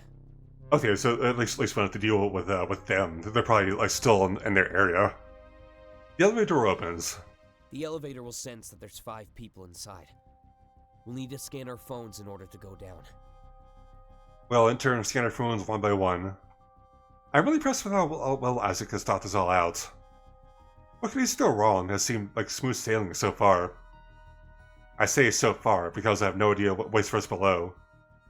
In fact, I had no idea what Isaac was going to do once we were there. It doesn't matter though. I'm sure it's good, and he's bound to succeed. His entire life has been centered around body Argus tech, especially security. Opening and closing doors, locking them, triggered alarms, it was second nature to him.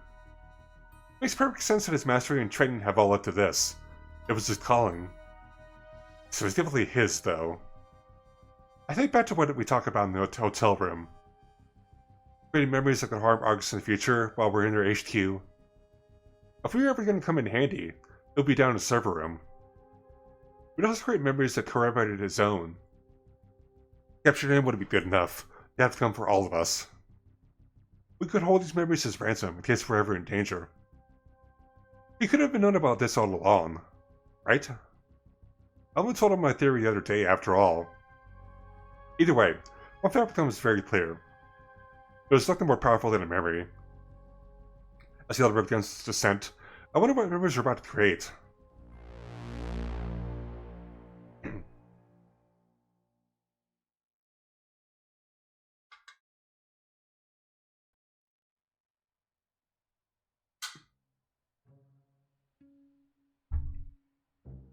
Maybe I've never sparked the little bit ago, apparently.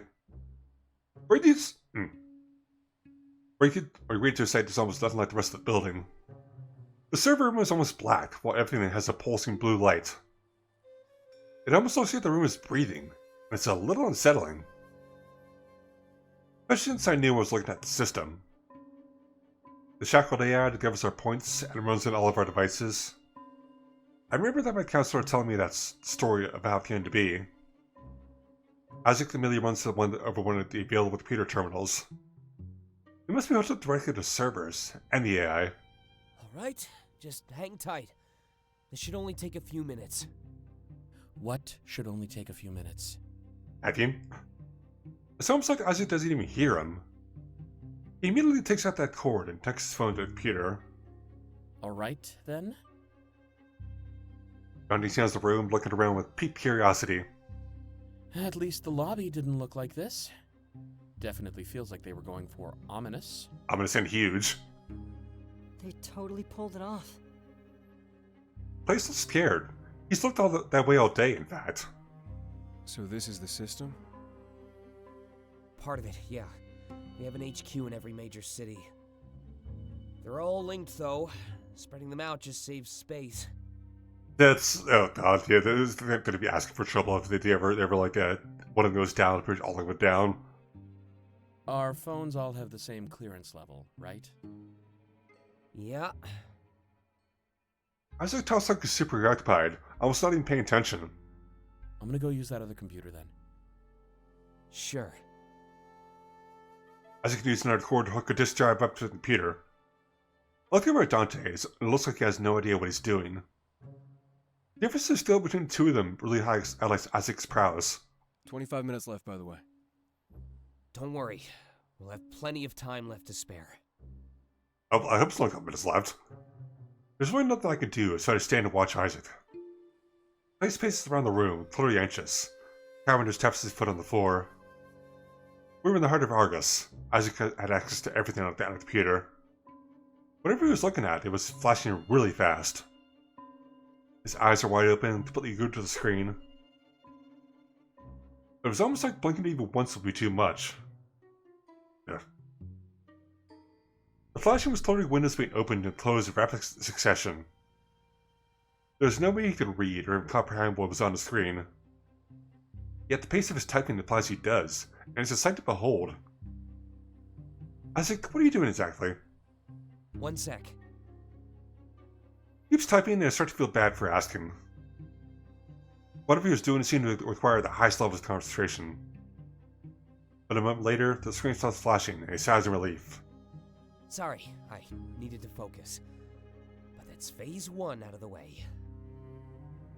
He looks at me and smirks. It's a totally interesting smirk. It looks kind of evil?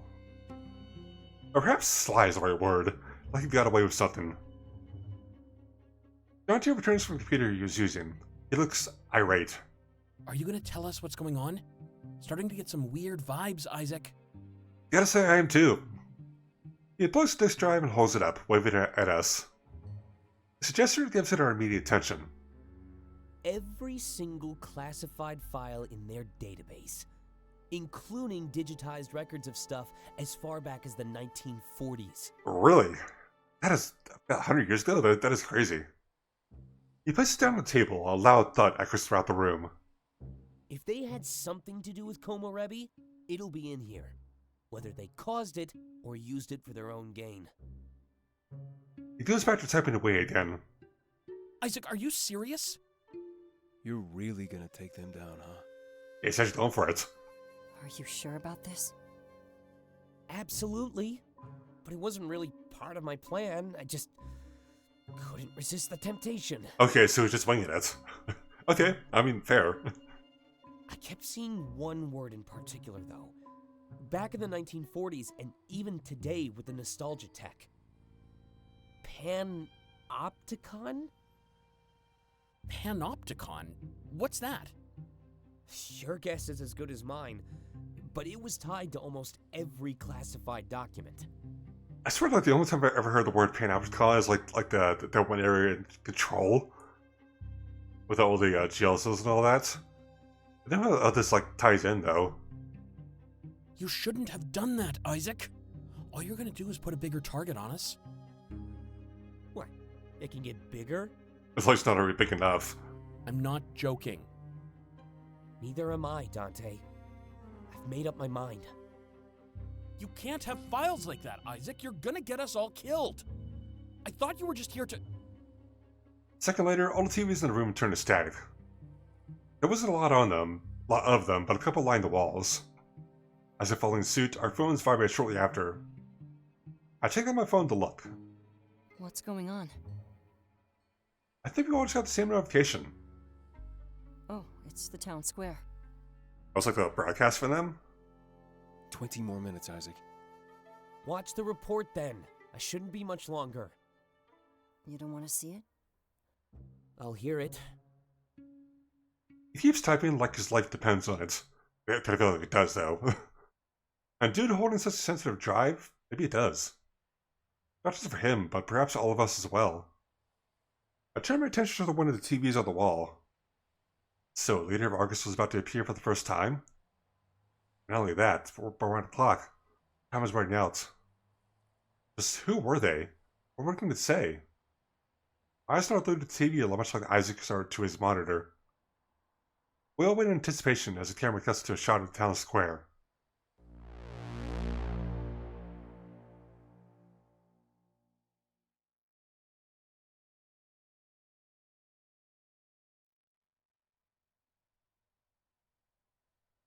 Be interesting to see.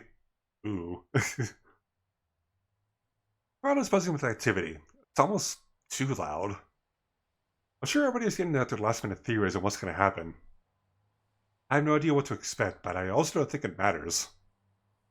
Standing here in the server room with Hermes, I knew that things would go our way. And because of that, I'm certain that all of those zeros will be getting phones. It's like Tyrone, they no longer have the right to city life taken away from them. I can see a limo being escorted by several larger vehicles. That's the leader of Argus and their security detail. The noise of the crowd almost immediately dies out. All we can hear right now is the sound of helicopters, like additional security. It makes me wonder if they're expecting violence of any kind. The camera focuses on the vehicles as they all come to a stop.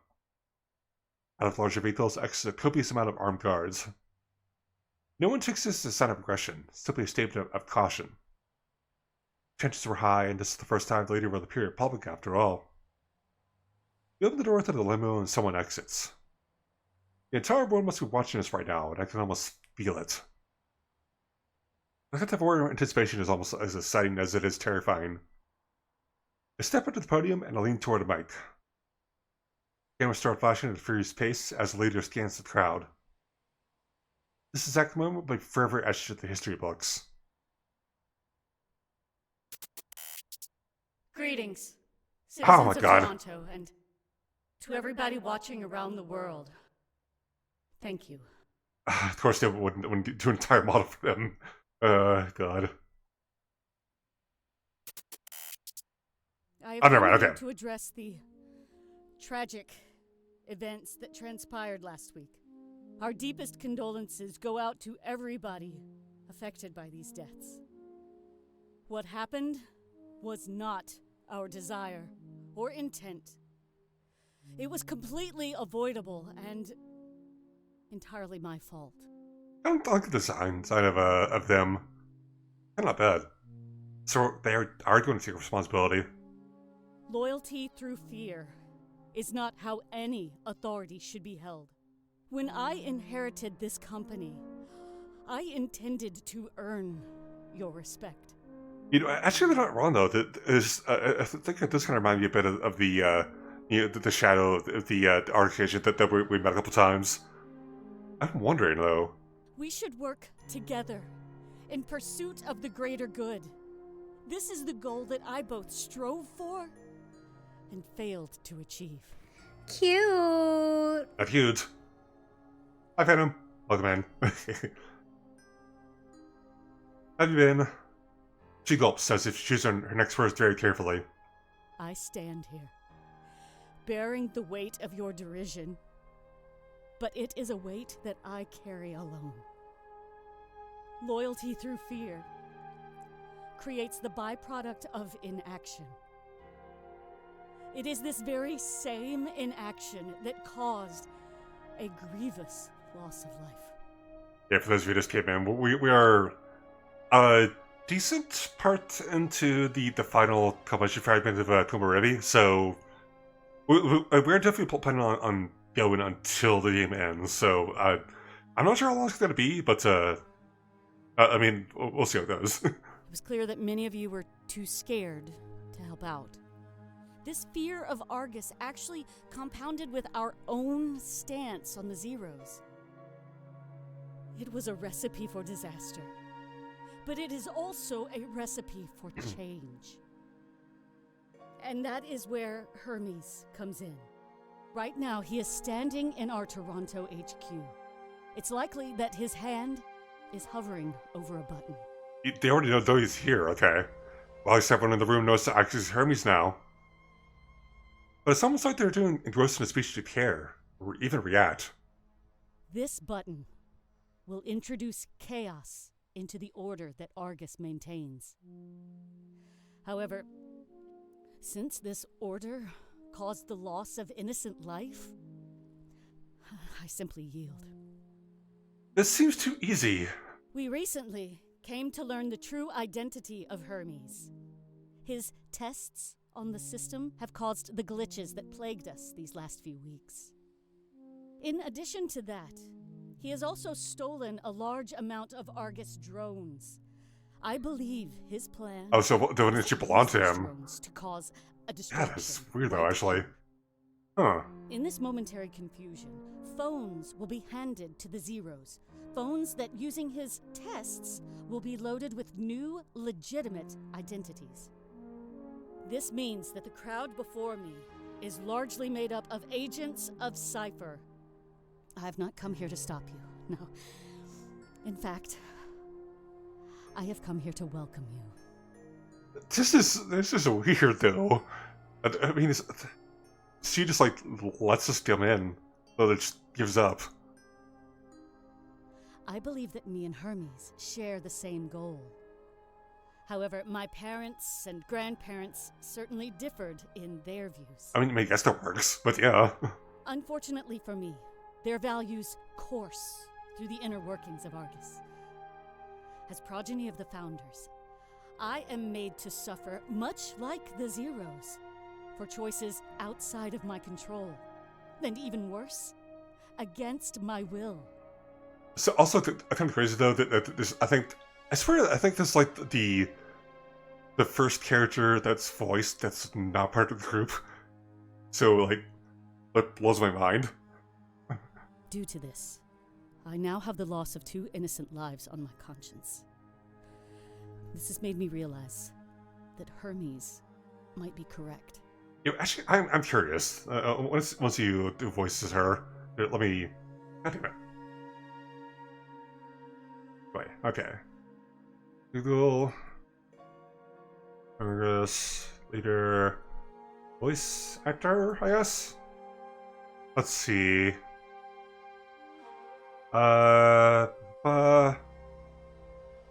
Nope, not there. Wait, really? Ugh. Okay. Oh no, we're not doing that. Okay. Yeah, we're not getting anywhere, so they would have still and skip that. Okay. Perhaps it's time to take a step back and let others step forward. To give the world to those who will change it every single day, as he said. At least hoping that there'll be some credits that we can find out who voices her. Because of this, I must circle back to something I said earlier. Hermes is about to introduce chaos into order. So if I could speak directly to him, I'd just say, be certain you're prepared to face the consequences. Not just you, but to the entire world. This is a risky move. He's trying to put the pressure on Isaac, make him realize the true scope of his actions. Knowing that, will you still press the button? Yes. Beep. After that, the most awkward silence I've never heard overtakes the town square. I don't know what Isaac expected, but it definitely wasn't that. A full surrender? Taking all the responsibility? It's admirable, even if it happens to be some elaborate PR stunt. I mean, what else could she have said once the camera started rolling? How were those eyes on you with the expectation to act a certain way? Now she knows how everybody feels under Argus's role. As they follow her direction, we all look at Isaac. Would he press that button?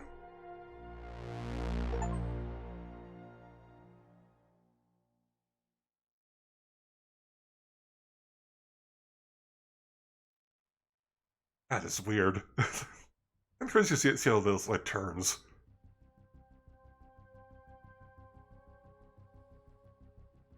Not cute. His finger hovers above the enter key. He's slowly deciding whether or not to set his plan into motion. I am well, but I'm not cute. I can't imagine how much pressure is on his shoulders right now. The leader of Argus was right. He's about to introduce chaos into order.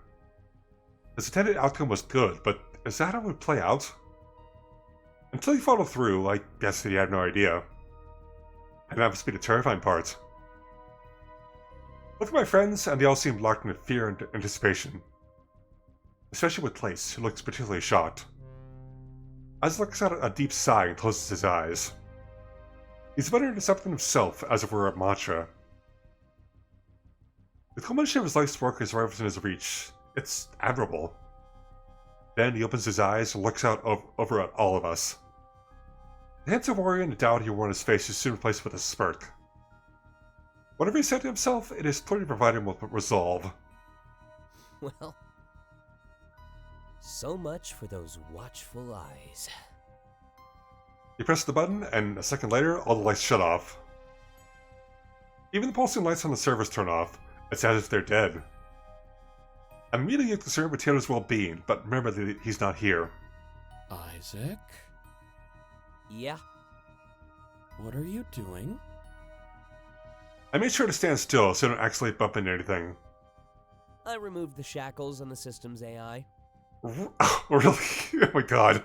You what? You gave the AI more power? Oh dear lord, that seems like a lot. That doesn't sound like a good idea to me. Wait, I know exactly what he's doing. Last time there was an unshackled AI. It's actually a perfect idea, Chiron. It'll be overwhelmed with data and terminate itself. It's removing the entire system, my god. So you're gonna kill the system? Not before bringing it back. With a couple homemade mods, of course. Oh my god. Oh, So Jesus. that the TVs are off. I wanted to see what you did with the drones. Yeah, if only we could do that. Just a few more seconds. 3, 2, 1. As if on cue, all the lights turn back on, including the TVs. Much to our surprise, however, nothing has happened in town square. Everyone on the screen exchanges confused glances. I didn't do anything with the drones. It was just a ploy. Even the town square was a distraction, just like I said. He's like way into playing this thing, man. Isaac, what did you do? Hold on. It should happen in a few more seconds. This is it, everyone. The moment of truth. Silence. Silence. More silence. But then, all of our phones go off in unison. Yes! It worked! We all take out our phones. There's a notification on mine that says, "Welcome to the system, Delta." It's the same notification I got when I signed up as a teenager. But this time, there's some sort of file attached to the notification. Wait, what is this? It's the blueprint I used to get you into the system. Oh my... Wow. Why do we need this? It's not just you. He tilts his head toward the TV. Everyone in town square is looking down their phones. Isaac smirks. It's that semi-evil smirk again. Anybody with a phone can now help out a Zero, just like I did. And because of their monopoly, that's, well... Oh my god. Everybody. It's everybody. I'm a little shocked, actually. Isaac was operating on a global scale this whole entire time? I assume most of you have a spare phone or two? Yeah, just upgraded before Delta arrived. Isaac starts typing his computer again, like he's doing one last thing. Anyone in the same situation can now give their spare phone to a Zero. In fact, there's probably more spare phones lying around than we'd ever need. Who needs all these spare phones? Oh god. I'm almost in disbelief. Turn everybody against Argus, make them favor the Zeros, then give all of them the power to change the world. Look back at the TV, the leader of Argus is being evacuated. I guess the town square really was the least of their problems. There's a bit of anger on their face before the camera cuts. Isaac stops typing and finally leaves the computer behind. Wow, you really are a prodigy. Yeah, it's crazy. Isaac stops. Nah, I just have too much time on my hands. Wasn't enough. But now, Argus isn't the only entry point into the system. I'm gonna turn Cypher into the first true competitor. You think the more pals will allow that? I don't think they have a choice. Once you introduce chaos into order, all you can do is find order again. And the playing field is exactly where I want it to be. You still should have told us you were Hermes, though. Yeah. What? And ruin the real reveal? It's like he finally actually has a surprise for once. That's wild, man. He stops, and we all look at one another. As the robber is for a victory, however, Clace looks terrified. He has his back pressed against the servers and is almost crying. None of us noticed until now. You okay, Clace? That was her. What? You mean the leader? In my vision, she... He cuts himself off and immediately runs toward Isaac. Placing his hands on Isaac's shoulders, he shakes them as he speaks. Isaac, we need to go, now! I know, I was planning on it. We still have about 6 minutes.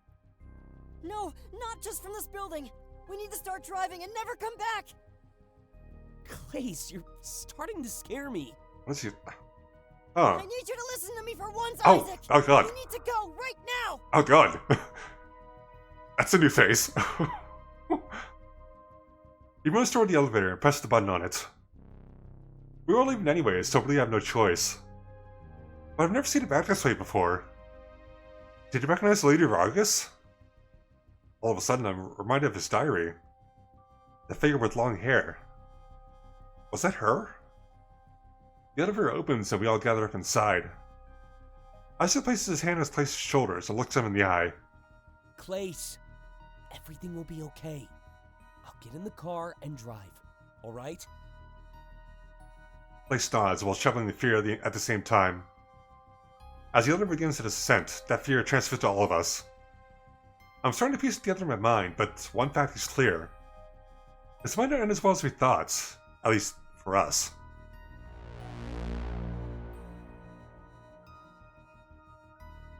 Ugh.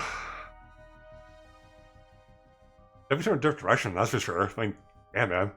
that is kind of wild. Gee, we pressed save alright. Yeah, it's been a bit. Actually, I don't know if we've been doing this. 19 hours. That is still a lot. When the elevator door opens, it's like it feels we're entering a new world. Well, we basically are. What as it did, it changed almost everything. The world will be helping zeros en masse, not just Toronto. I've heard them theorizing about this in the group chat. The government would have to step in and regulate the system. Argus didn't own it anymore, like they had for decades and decades. It belonged to the world now. New companies, new competitors, new innovations. I think the next few decades will bring dramatic technological advancement. If we live to see it, that is. He still looks terrified as we exit the elevator. I can only assume that his vision involves some sort of tragedy. And not only that, but the tragedy involved the leader of Argus. The elevator door closes behind us. Clace, Yeah? wanna tell me what's going on? It's just... That's the first time I've ever seen her. It's the first time anyone has seen her, Clace. No, that's not what I meant. His shouts echo through the hallway. I've never seen him twice so bothered before. Hey, Isaac? What? The tension in the air is thick. This isn't the right floor, is it? I hope it is. Is it the same layout? Looking around the room, realize that he's right. Our conservative place must have overtaken anything else. Isaac immediately turns around and starts smashing the elevator button. It appears that we're several floors higher than we need to be. What happened? Cameron looks down at his phone. 4 minutes, Isaac. I'm trying! If time runs out, the lobby will be full of security guards. The leader gave away our location, and... I said I'm trying! He smashes the button, but nothing is happening. The elevator might be coming, but it must be far away. What about the stairs? Not enough time. We're too high up. It'll like jump, apparently. What else are we supposed to do? Just wait, it's coming! 3 more. Before we can finish, someone shouts freeze from the end of the hallway. We turn around, go to the sight of a security guard holding a revolver. Our hands immediately rise up as we're all locked in fear. They take slow steps forward, aiming the gun directly at us. I guess we had to lock all the employees away. But even so, we're running out of time. If we survive this, there'd be an army greeting us in the atrium. Breaking the tension in the room, Clay steps forward, pushing us aside. Didn't you watch the TV? It's over! The guard takes another step forward. Clay sprouts out his arms like he's defending us. It doesn't maybe see bravery, but I see someone almost embracing death. Put down the gun! Take out your phone! Another step forward. Are you just gonna kill us? Another. Why? Because it's your job? One more. That doesn't sound wrong to you? Killing innocent people to protect your boss? Well then go on! Do it! Kill more people in the name of Argus! Just like those two in the town square! Well, this is definitely different. I don't think I've ever seen, Casey Modula do like this, some of this intense. See how well that works out for you! That's crazy. They're almost done on their sights, ready to shoot. For a second, it seems like time stands still. They could easily kill all of us. I see their finger reach for the trigger. A second later, a loud cracking noise fills the hallway. We all wince and look around frankly to assess what happened. The guard falls to the ground, clearly knocked unconscious. Did you miss me? Oh my god, Taylor shows up. Okay. Taylor stands there, tapping a baseball bat against his shoulder. It's cracked. He definitely didn't hold back on the guard. We all went toward him and greeted him with hugs and cheers. He just laughs, returning to each hug as we head back to the elevator. Isaac, you're lucky there was actually a bat in your trunk. A few seconds later, and you'd have been dead meat. It's almost the dude that's actually like, you're not lying about stuff like that. You know me. When have I ever lied to you? I mean, I guess it's too bad it's not a metal bat, but, I guess a bat's a bat. You don't expect much out of that, honestly. Oh, trust me, the list has expanded tenfold. So what do you say?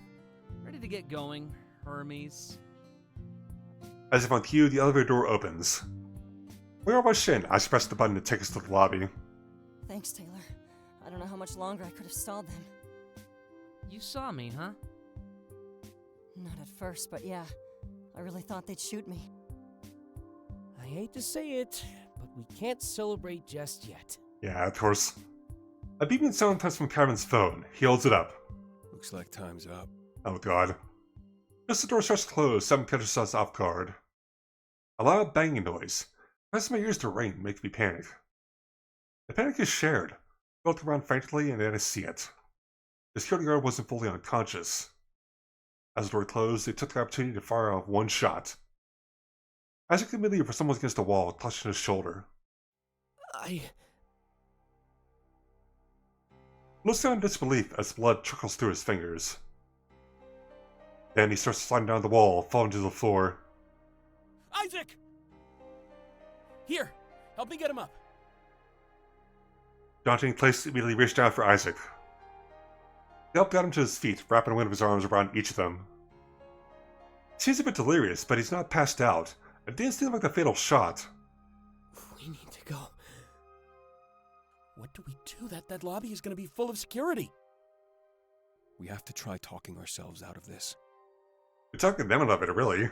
Or more like that. There's no way. Remember what Isaac promised. Get in the car and drive far away from here. We need to get Isaac to a hospital. Besides, you haven't even explained why you're freaking out. Please. Trust in Dante. Get to the car and drive. Isaac grunts in pain as the elevator begins its descent to the lobby. But where? You need medical attention. There's a first aid kit in his trunk. We can use that and just run for it. It's gonna be a lot, though, I think. We can go to my colony. I'll show you the way. We'll never be able to pass the walls. We can. Huh? My car. It's how I went as Hermes. Isaac throws away Dante's arm, letting Clay slowly prop him up. Grabbing Dante's hand, he guides it to the wound and applies pressure. Don't worry about me. Just get to safety. Oh god. I think this is it, Isaac. There's no way we can fight our way out of that lobby. No, but we can talk our way out of it, like I said. It's It's really the only option we have. I hope it works. How? Wait a minute. Dante reaches into Asuka's pocket and pulls out that drive. This is how. A bargaining chip. What's that? It's Before Dante can start, the elevator comes to a sudden stop. This time, we've arrived at the lobby level for sure. Whatever greeted us, I'm seeing what the odds were not in our favor. Talk our way out of this, get Isaac patched up, and escape to Kyra's colony. How's that saying go again? Oh, right. Out of the frying pan.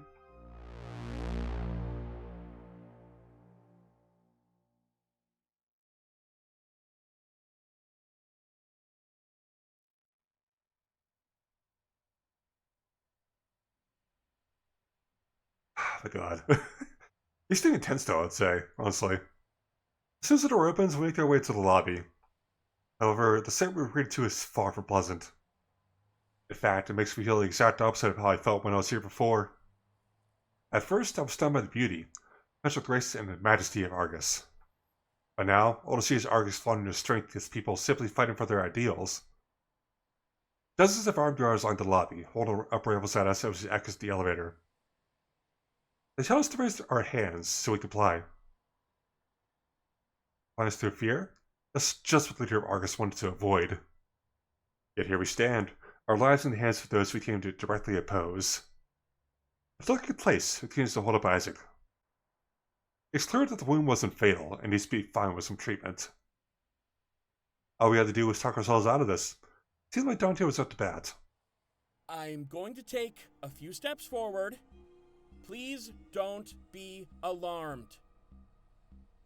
Wait, just what Isaac did in our R&R campaign. Dante is trembling in fear as he takes those few steps. The light shining down from the sunroof strikes the drive in his hands. It almost exaggerates it, suddenly grabbing the attention of the guards. We anticipated a greeting like this, so please, hear me out before you make a decision. He gulps. The lasers from the guns focus slowly upon him. From the sky, we can hear a chopper. Must be one of them from one of the news stations. Thank you for the headbats. They have a camera pointed down from to the sunroof, filming the entire ordeal. That must mean our evening broadcast live around the world. Now everybody would know who we were. That's terrifying. Dante seems to realize he can use this against the guards. You see what I'm holding in my hand? This is a drive full of Argus's most classified documents. The guards immediately change their stance, like they're ready to fire. Wait! If you kill us, you can retrieve the drive, sure. But this isn't the only copy, so listen close. Is he gonna bluff his way through this? We sent copies of these files to several Cypher computers. If any of us die, our team has the approval to leak them. I think he's trying to like bluff his way through this. I don't think they ever mentioned that, make copies. Only a bluff, so the guards lower their stance. So if you shoot, every secret you tried to cover up will come to light. And not only that, but you'll murder us in front of the entire world. Dante tilts his head up, reminding them of the helicopter's presence. A world that you already know has turned against Argus. How do you think they'll greet you when you go back outside? Not well, apparently. I look behind the guards and notice a large gathering in front of the building. The people must have rushed here after their leader fled to town square. And to make it even better, I can hear them cheering on Hermes. Put down your guns and let us leave. I've seen some of these files. It's not worth it. Dante takes another step forward.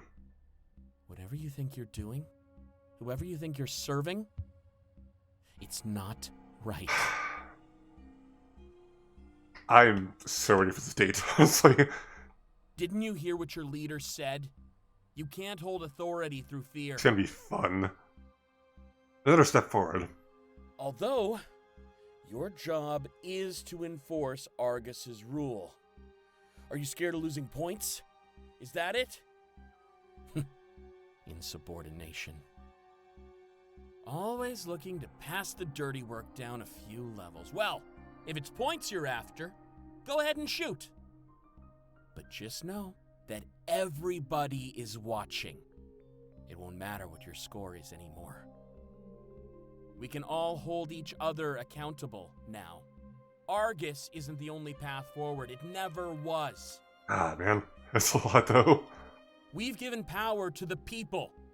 You can either be with us or against us. He holds out the drive. So I'll ask you again. Please, lower your weapons. Don't cling to the remnants of her power. Yeah, let's stay here. Try to get out of the way. Because Argus will be held accountable for everything they've done. And your actions will decide whether you go down with them or rise with us. His final words echo through the atrium. Wow. Talk about a rousing speech. He didn't always have a way with words, though. I can sense the hesitation in the guards, the sheer apprehension. They're just waiting to see who acts first. The rest will probably follow suit. Dante. Don't worry, I got this. He turns his attention back toward the guards. Don't make me ask again. We can go outside and greet the new world as allies. Next few moments feel like an eternity. I can feel my heart beat faster and stronger than ever before. And I know that my friends all feel the exact same way. Unified in our fear that these may be our last moments alive. Well, like we always said, we went down, we go down together. That's what really mattered. That we had each other's backs until the end.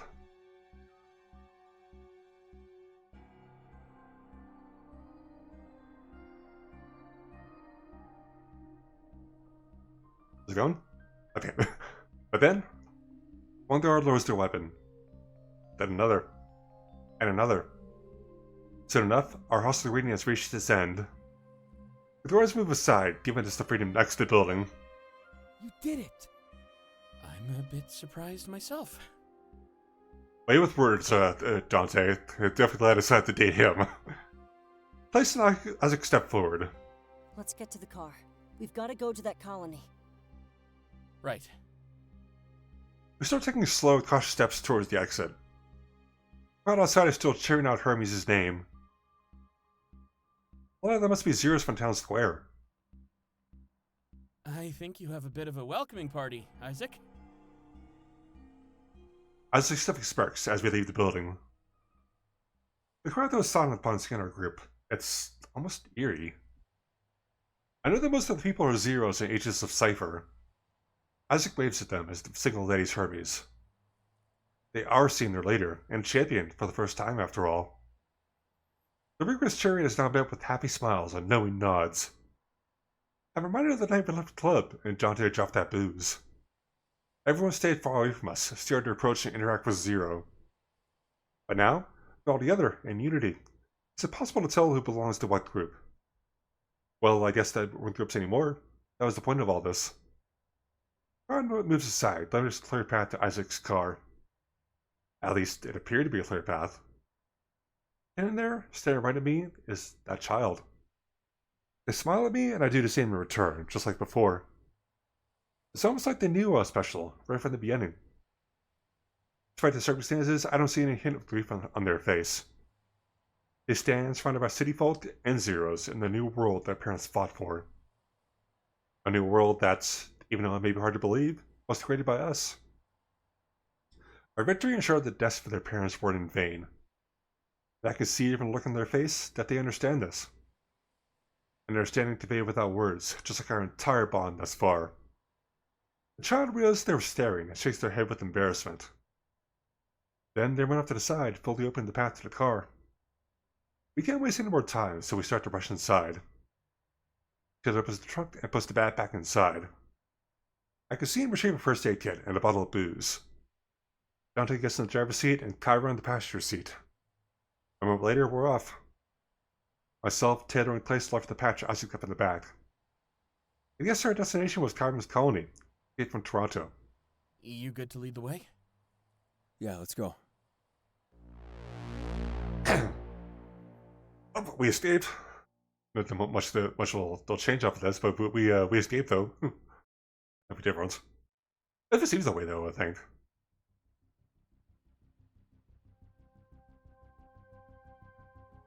As we drive down the highway, I recognize some of the sights. We passed these places when Isaac picked me up from the airport. It almost feels like a lifetime ago, though. How different things were. You doing good back there, Isaac? Yeah. Here, you gotta take off that shirt and jacket. We all did remember his clothing, get a better look at the wound. The highway makes things a bit shaky, but I think we'll be fine. Do we take it out?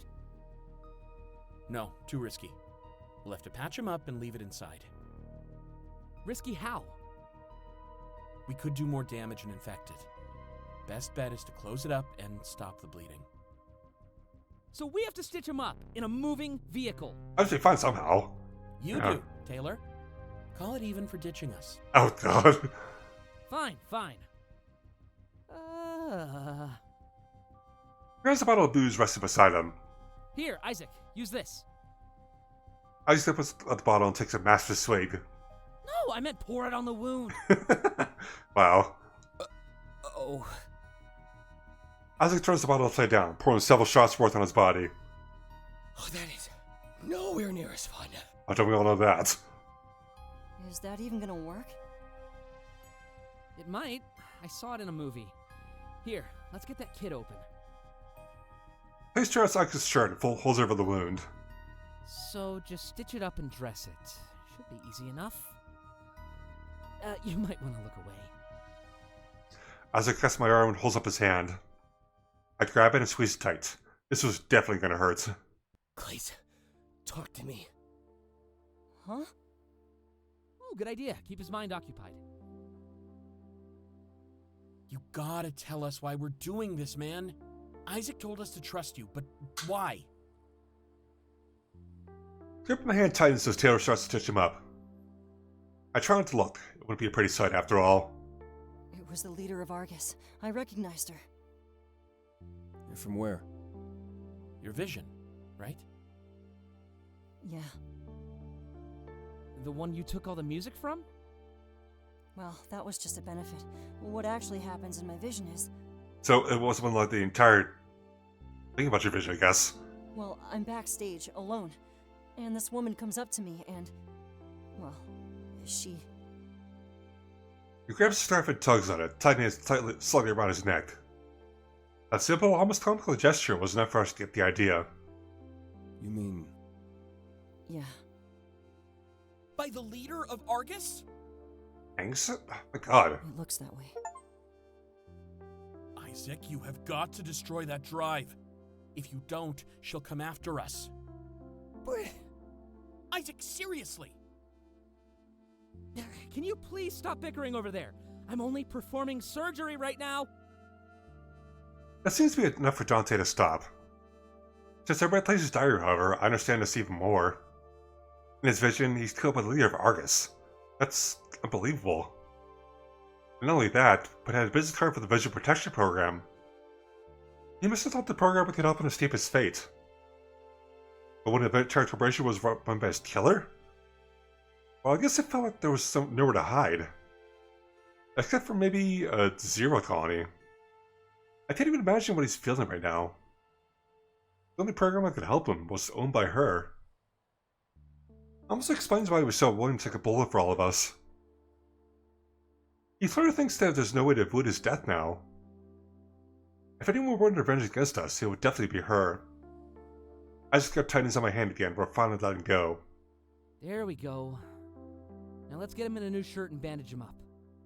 There's one in my messenger bag. Just be careful, it's one of my favorites. We help Isaac to a new shirt, and then Taylor wraps him up. He both looks and sounds a lot better than mere minutes ago. Grabbing the bottle of whiskey, he takes another large swig. I earned this. You sure did. Yeah, definitely. We all sit back and let out a collective sigh of relief. Isaac will be fine. We just have to monitor him. So let's get back to this leader thing. She wants revenge or something. For what, though? It doesn't seem like it. In fact, she seems sad while she's doing it. It's gotta have something to do with that drive. Especially since you mirrored the files to a bunch of other servers. See where she got there with that? I must have missed that. Oh. That was a bluff. Oh, okay, so, yeah. I was talking to Isaac for a second, but they was talking to Dante. Taylor seems shocked. A bluff saved our lives? Yeah. Had to take a page out of Isaac's playbook. He did a good job in that final standoff with the Thorns. Well, except for the dagger part, still don't agree with that one. We just need to destroy that drive then. They'd have no reason to come after us anymore. Especially now that the entire world knows our faces. It's like, hey, we're famous, how about that? Seems proud of it as he says that. Like the exposure will help his career. That's a lot of info to throw away, though. I mean, every secret we've ever wanted to know? Yeah. It's not worth it. Right. It seems to be the note that his conversation ends on. We told you how to get to safety and destroy the drive. Doing so, it seemed, will prevent Clay's vision. But now, almost everything about Place made perfect sense. All the booze, the tranquilizers, and gummies he started to consume. He was using drugs to try and suppress his horrible vision. And actually, can't blame him. Being forced to live your death almost every day. I seek almost any form of relief within my grasp. Even... No, I don't want to think about it. We can protect him and make sure it doesn't happen. Of course, he still have to live it, almost every single day. I start to panic just from the thought of it. I grab Isaac's hand and he squeezes it as if trying to console me. You okay? I nod. Really a lie. Just take a left up here and keep going straight. Do we have to do anything special to pass the wall, Isaac? No, just go straight on through. You modded your car to do that? No, it's just old. This works out that way then. We sit in silence for the rest of the way, letting Isaac rest to relax. Beforehand, going to the colony meant that he could never return. But now, things have changed. They would be allowed to go home. So the goal was clear. We didn't any trouble and we destroyed the drive. Hopefully I could talk to my friends a little bit and hear how they're feeling. The raid on Argus HQ shook us all up. Everyone is just acting fine. A little while later, the car comes to a complete stop. The sun is set, and I have no idea where we are. Let me get out first. I'll start a fire. You're probably not used to this kind of cold. All right. We'll wait until we see it. Anyway, we did. It's different, man. Crazy.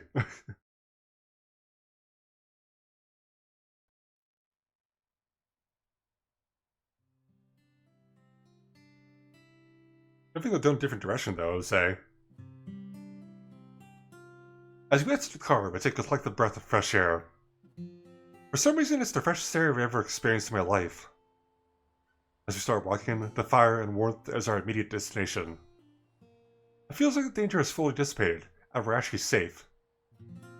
Honestly, that was a long drive, so I'm glad that we were finally here. Good thing Isaac's car let us pass the wall like that. An even better thing that Kyron got the fire ready. Wow, this place is beautiful. That's what I thought when I saw the city for the first time. You know what they say.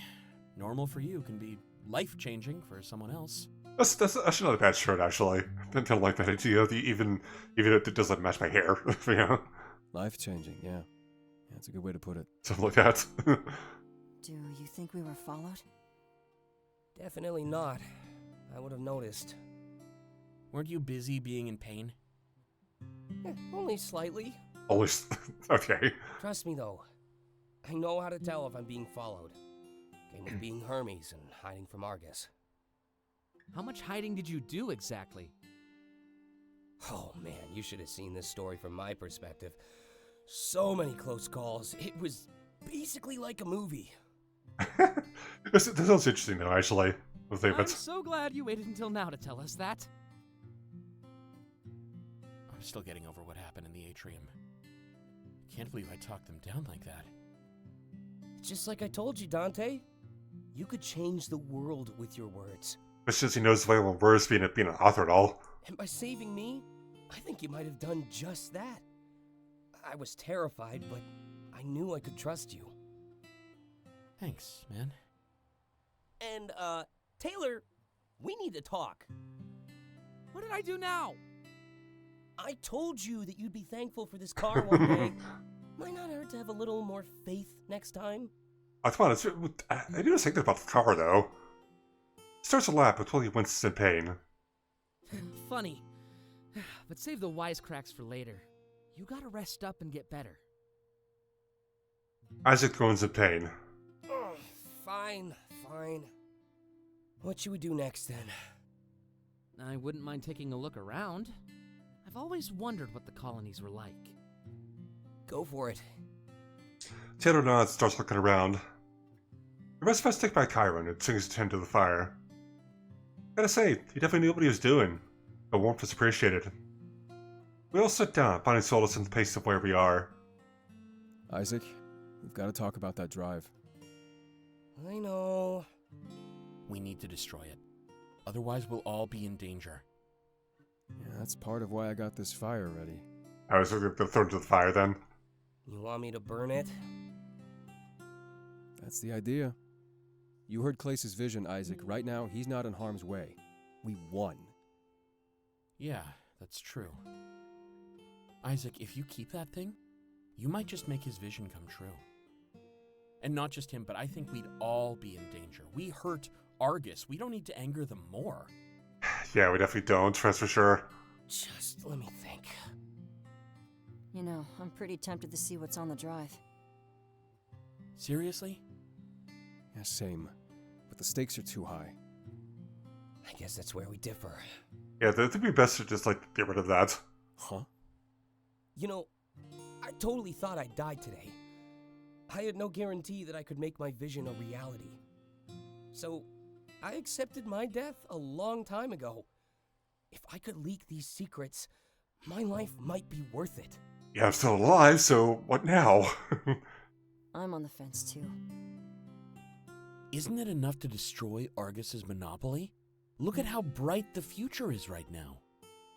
Those secrets could just cause more chaos. You have no idea what you'd be unleashing. I guess.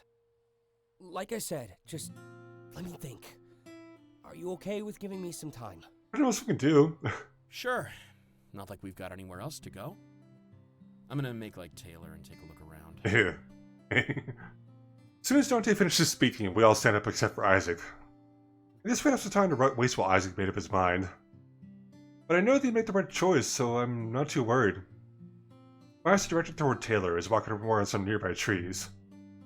Especially when I check out the cabin, I feel me talk to him. I'm so confused about what happened and what went through his mind.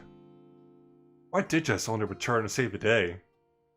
With that question in mind, I slowly approach him. Hey there, Delta. He smiles, almost like he's completely unfazed. He almost died a couple times, and he dished us. Oh, did you come for an apology? That's fair, but I think I gave a pretty good one in the car. He tilts his head back to where Isaac is sitting. That's true. He did stitch up Isaac while we drove here.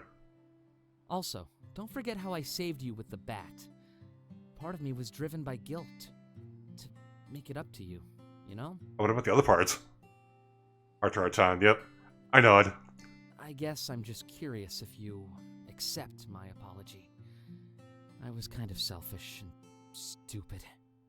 But it felt right. Yeah, I did hear that there was a final heart trial with most of them, I believe, so I mean, it works.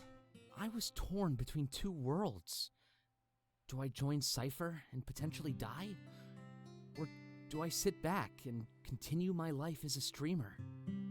In the moment, it felt like my choice was obvious. But guilt usually waits until after we do the stupid thing. That's really all I have to say, though. It was stupid. Stupid enough that I won't blame you if you hate me. But part of me wants to think I made it up to you. Taylor, you know I can never stay mad at you. And I promise never to take advantage of that. Thanks for working with me here. I was kind of worried. I mean, were we all, though? He smiles. Just know that I promise to never do it again. I was actually scared that I made my vision come to pass. Argus could take me in, lock me up, and leave me in the dark. I mean, I guess they still could, given what we did. But the entire world saw our faces, so it'd be difficult. Correct me if I'm wrong, but I think we're celebrities now. In a different way, we're celebrities. I didn't correct him because that seems kind of nice. If we disappeared, I feel like people would notice. They're probably waiting for Hermes to make a victory speech. I bet that we can march right back into Toronto and bathe in applause. God, there is something. There is the matter of that drive, though. And Clace's vision to top it all off. What do you think Isaac should do? I mean, I'm part of Camp Please Destroy the Thing. I think we should destroy it. Just to make sure that everybody's real safe. Yeah, totally. I think his work is done. There's no need to go this far. It was about giving the Zeros freedom, not toppling corporations. I guess we just have to wait and see what he does. It's definitely a weight on my shoulders, though. Yes, I think it would definitely be like a lot to go from, just attacking Zeros to destroying an entire corporation. Not really a fan of carrying other people's burdens. But for Isaac and all of you, I'd do almost anything. Yeah, I think it'll work either way, though, but hey, it's fine. I don't know why, but I feel so drawn toward all of you. Maybe we really can stick to that pact we made. I mean, why not? Taylor holds out his hand. Until the end? Until the end. I grab his hand and shake it. You know, I used to think that fighting fate was futile. Until I met you, that is. You've really changed our lives. He gives me a playful smirk. Sometimes for better, sometimes for worse. But you gotta take the good with the bad, remember? I guess what I mean to say is thanks for everything. Sure, why not? He released a grip on my hand. Can't wait to have you on my stream sometime. Something tells me that business will be booming. The world is definitely waiting to see our faces again. I can believe that. Oh, and Isaac, too. I could have an exclusive interview with Hermes. We can even use my following to spread his message. God, that'd be wild to see that, though. Let's save her at it. There we go. Trying to help us around, help out his career? How very Taylor of him. But I can tell he's fine. He was already excited about going back home. I think we better check with the others. They seem more shaken up. Go on. I won't be offended if you leave. Speaking of Isaac, though, I just saw him go into that cabin. If you talk to him, see if he'd be down to guest on my stream. Isn't that Taylor's job? Either way, I nod. I'll leave Taylor to his own devices.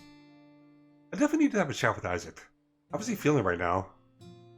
Taylor said he went to one of the cabins, so I follow suit. I wonder how it feels, knowing you changed the world forever.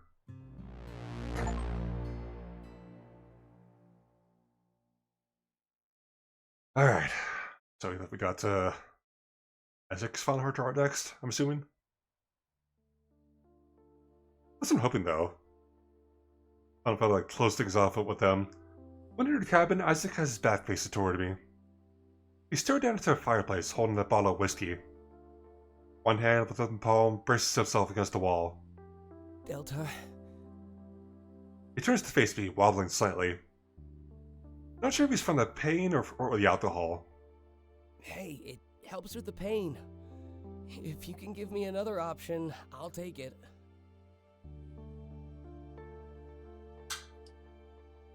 He placed the bottle down on a nearby table, smiling at me. He's told that doesn't just mean physical pain, given everything that happened. Being shot and held at gunpoint by Argus must surely leave an impact on anybody. Even Hermes. I guess we're just passing time until the morning, huh?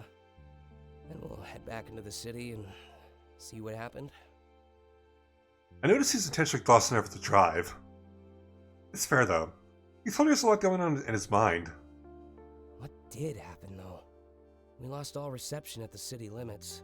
That's a good question. He points up to the sky. If you listen close, you can hear the helicopters. Far away, sure, but they're still up in the air. You know what that means? I shake my head. They're not looking for us.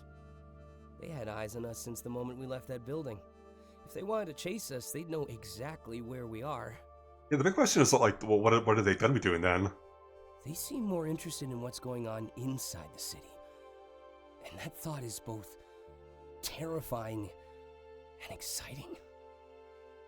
What do you think is happening? Try backing up all zeros of phones. Historic moment. Oh, you're right. I bet the world is watching it all go down. Can you imagine coming together to witness the creation of unity? I think I did something really special, Delta. It opened a lot of doors. That'd be nice, though, actually. Like that. Part of me can sympathize with the leader of Argus, though. Stuck between red tape and ideals from past generations. We're all tangled up in webs far greater than we realize. Of course, all that sympathy disappears when I think of Clace. I believe his vision. I wish I didn't, but I don't really have a choice. What we did, or what we do next, could determine our fate. Yeah, that'd be a lot, honestly. I just hope it all ends well. When we get back home, we'll have a lot to catch up on. I hate not having reception. I feel so vulnerable. Makes sense to me. Well, nothing wrong with being vulnerable. Thanks for coming to see me, by the way. Anything you wanted to talk about? I mean, we just went through a lot. You holding up all right? I mean, you didn't do too much. It just, like, hung out while everybody was, doing their thing. I'm curious about your, about the drive. Yeah, I'm curious about you with the drive. Me too, honestly. I have to take my vision into account, you know? I'm still worried by the fact that we aren't in touch anymore. It seems like keeping the drive could cause a rift between us. Or worst case scenario, put our lives in further danger. But it might be the key to making my vision a reality. You know, it feels like I'm holding our future in my hands. It was honestly easier when I held the world's future. This is so much more personal. It's crushing. Yeah, it's very heavy. I'll agree with you on that. It's a lot. Have you ever been torn between what you want and what you need? Both sides vying for your attention, begging you to give in. If you don't choose quickly, it's enough to tear you apart. There's no in between here, you know? I either destroy the drive or keep it. I think you've done enough. It's up to others now. Maybe you're right. And thanks for not being offended, alright? I mean, there's a few unpleasant implications here. I'm pretty sure it's more than that, but, can't help that. That's true. It's considering a course of action that puts us in more danger. But if I knew anything about Isaac, I knew that he keep us all safe. Our bond is more valuable than his cause. At least, it is now. Part of me feels like I'm responsible for that. Throughout this journey, everyone made clear how much I've inspired them. I feel like they brought us together, become a common link that was lacking before. It's a lot to take in, Delta. It really is. Sometimes I wonder if I'm just destined to be alone. Even if I destroy the drive, I can't guarantee that you won't resent me. I dragged all of you into danger. I lied. I cheated the system. But I did it all in the name of your safety and a better future. The fact that I had to deceive you, it's almost too much to bear. I mean, it's kind of the right thing, though, honestly. My only consolation is the fact that we won. I hope that the days ahead are enough to pay you back. It doesn't feel like we're under their thumb anymore. We're free. I mean, just look around. We're on a colony, Delta. And we can go back to Toronto, too. We might be the first people in the world with that right. Just like Chiron was the first zero to bridge the gap. Real trendsetters. Feels pretty good, huh? Yeah, I would say so. He sighs. The first in all of history. but someone had to do it, right? Argus was running on borrowed time. Almost literally. I nod and decide to shift the topic back to Chiron. Did Chiron ever ask you about his parents? No. Why? Did he want to? Yeah, he wanted to know why they defected, who they were. Fair enough. I'd be curious too. But he never asked me, which is a little odd. I asked about a whiskey and decides not to take more. You wanna know something weird? When we met Chiron on the street, I recognized him. You met him before? No, not really. He just looked eerily familiar. Like the spitting image of someone my dad used to work with. I looked into it, and sure enough, it checked out. He defected with his wife, but that's where the info stops. Really? Interesting. I'm pretty sure they conceived Chiron on the colony. Or whatever they used to call him back when he lived there.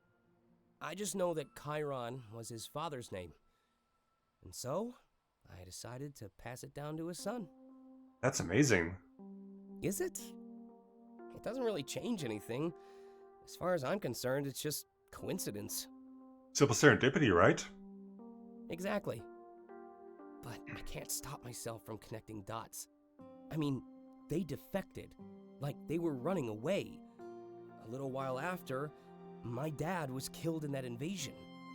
Were they working against Argus like we are? It's fun to think about, isn't it? Their kids finishing the job? But I'm sure it's just my imagination seeing things in the dark. Could be someone else. Who knows for sure, though, honestly. After all, we're the ones who create the constellations. At the end of the day, they're just stars.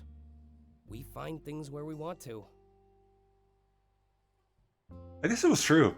This fact doesn't really change anything. Would have ended up helping whatever zero we came across that day. It's almost like that exact moment tied him to us for the long haul. I do find it a bit interesting, though. Isaac implied that Argus might have killed his father. I disregard it, but places mentioned means assassination might be in their repertoire. I'm gonna go back outside and mingle with the others. Clearing the air like this with everybody is a big help. Glad that you were one of the first, Delta. I really am. I knock sounds at the door, and Dante enters shortly after. Oh, hope I'm not interrupting anything. Oh, don't worry, you won't. Just pouring my heart out, I guess. I'm not interrupting anything important, then. Yeah, sure. You were totally listening anyway. Was not. So you just happened to enter when I said I was going outside. I did. It was like insane timing that was the case. You're a terrible liar, Dante. Like you're one to talk. We laugh, and Dante takes 2 few steps forward. You sure you don't need some more time? Isaac smiles, stepping forward too. We have all the time in the world, Dante. Yeah, I suppose we do. Catch you by the fire then, Delta? Sure, I smile and nod. Of that. Dante immediately closes the door after Isaac leaves. But not only that, he locks it too. Perhaps Isaac should have considered that. Well, at least we have privacy for whatever we want to talk about now. Hold on a sec. He takes 10 steps forward and grabs a bottle of whiskey. 1 hour swing later, he turns to face me with a look of sorrow in his eyes. I did it, Delta. With what? In the server room, I found a computer. Isaac's mod gave my phone some high-level access. I looked into my family, Delta. I really did it. That's great. No, it's not. His shout echoes throughout the cabin. He takes a step back like he regrets raising his voice. Sorry, I didn't mean to shout. It's just, I wish I didn't do it. I guess it means like some bad stuff involved with this. Maybe, I don't know. Maybe something. Who knows? Has that ever happened to you, Delta? Sought out information only for it to hurt you? I mean, I've seen it around, but it doesn't come to me. Yeah, that's part of why I moved away from home. Wow, really? I guess sometimes you have no choice but to run away. Part of me wishes I could, but I need to stay and face the facts. I had to make a snap decision in that server room, Delta, and I knew that it was probably the only chance I'd get. I was put on the spot in the worst possible way. At least I think it was the worst. It makes you wonder what he even saw in there. But at least now I don't have to live with a what if. In my books, that's the exact same thing as regret. Discuss. Ironic that I'm full of regret either way, huh? I'll still love you for that, though, honestly. Regretful of the knowledge I'd regret not knowing. There's gotta be something poetic about that. I shrugged. I'm just curious what he found out. I placed the whiskey back down, but I can tell he is tempted to have more. Well, I didn't even know where to start. I figured I'd just look them up and find an address. There's a long pause before it continues. But it's just... He almost breaks down in front of me as his eyes listen. I know he's holding back, but I can hear the sheer sorrow in his voice. They're gone, Delta. Just gone. Gone? The last entry in their file was some kind of incident report. It mentioned something about a gas leak in the house. God. Oh. It was only a few years after I ran away. I don't know how to feel. I'm just so confused. He's shaking. I simply step forward and wrap my arms around him. What is my vision, then? We're happy. We're a family. My brother seems so proud when he looks at me, like everything is fine, and I'm worth looking up to. And the hate between me and my parents is long gone. This vision is what I've based all my decisions around. And what? It's a lie? I continue holding him and just let him vent. If I knew this was going to happen, I would have stayed. I would have fixed things and spent more time with them. But then you wouldn't be who you are today. You're right. I know you're right. And it sucks. I like that version of me in the vision, though. I feel so complete. Like I can tell I'm missing something in reality. Well, you have a family of all of us, Dante. I can tell he's starting to calm down. Yeah. And if I stayed, I guess I wouldn't be here right now. But maybe they wouldn't have had another kid. He didn't deserve what happened to him. But you also have me too, there's the thing. I think that's the part that hurts the most, Delta. I really would have liked to meet him. He sniffles. Everyone is out there celebrating victory and a new tomorrow, but the tomorrow I've discovered leaves me feeling hollow. You should be thankful for your vision, Dante. Huh? Remember when we talked about on the way to the club? Vaguely? Visions are indistinguishable from reality. Yeah. You get to spend time with your family almost every day. He sniffles some more, but I can tell the tears have subsided. You know, I usually pride myself on my level head. This just really shook me up, you know? He wraps his arms around me and hugs me back. But I know that you're right. I'll comfort you every day until your last. I have a feeling you will, too. Together until the end, remember? I was love seeing this face here. I mean, it's especially I don't know if any of you guys have seen the Twitch story I posted recently. I found that one picture online. It's like, oh god, I feel it's even better than this one. Honestly, of course, until the end. Thanks. He shakes his head like he's shrugging off the sadness. A moment later, our tongue embrace is broken. Sorry again for raising my voice. It just wasn't easy learning what I did.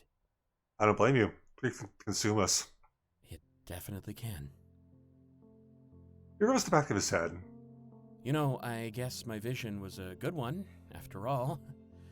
Not many people get to spend time with lost loved ones. Actually, that'd be kind of fun to be able to, do something like that for recently. I'm looking forward to the next time it happens now. I can just picture their smiles, the taste of the food. It's a perfect moment, frozen in time for us to enjoy. And nobody can take that away from me. Our love as a family prevails, even over death. Isn't that the most beautiful thing you ever heard? Probably. I don't mind that. I nod, enjoying the reversal of his mood. Sometimes all it takes is a little creative thinking. His hunter's still grieving, but this new train of thought will help him.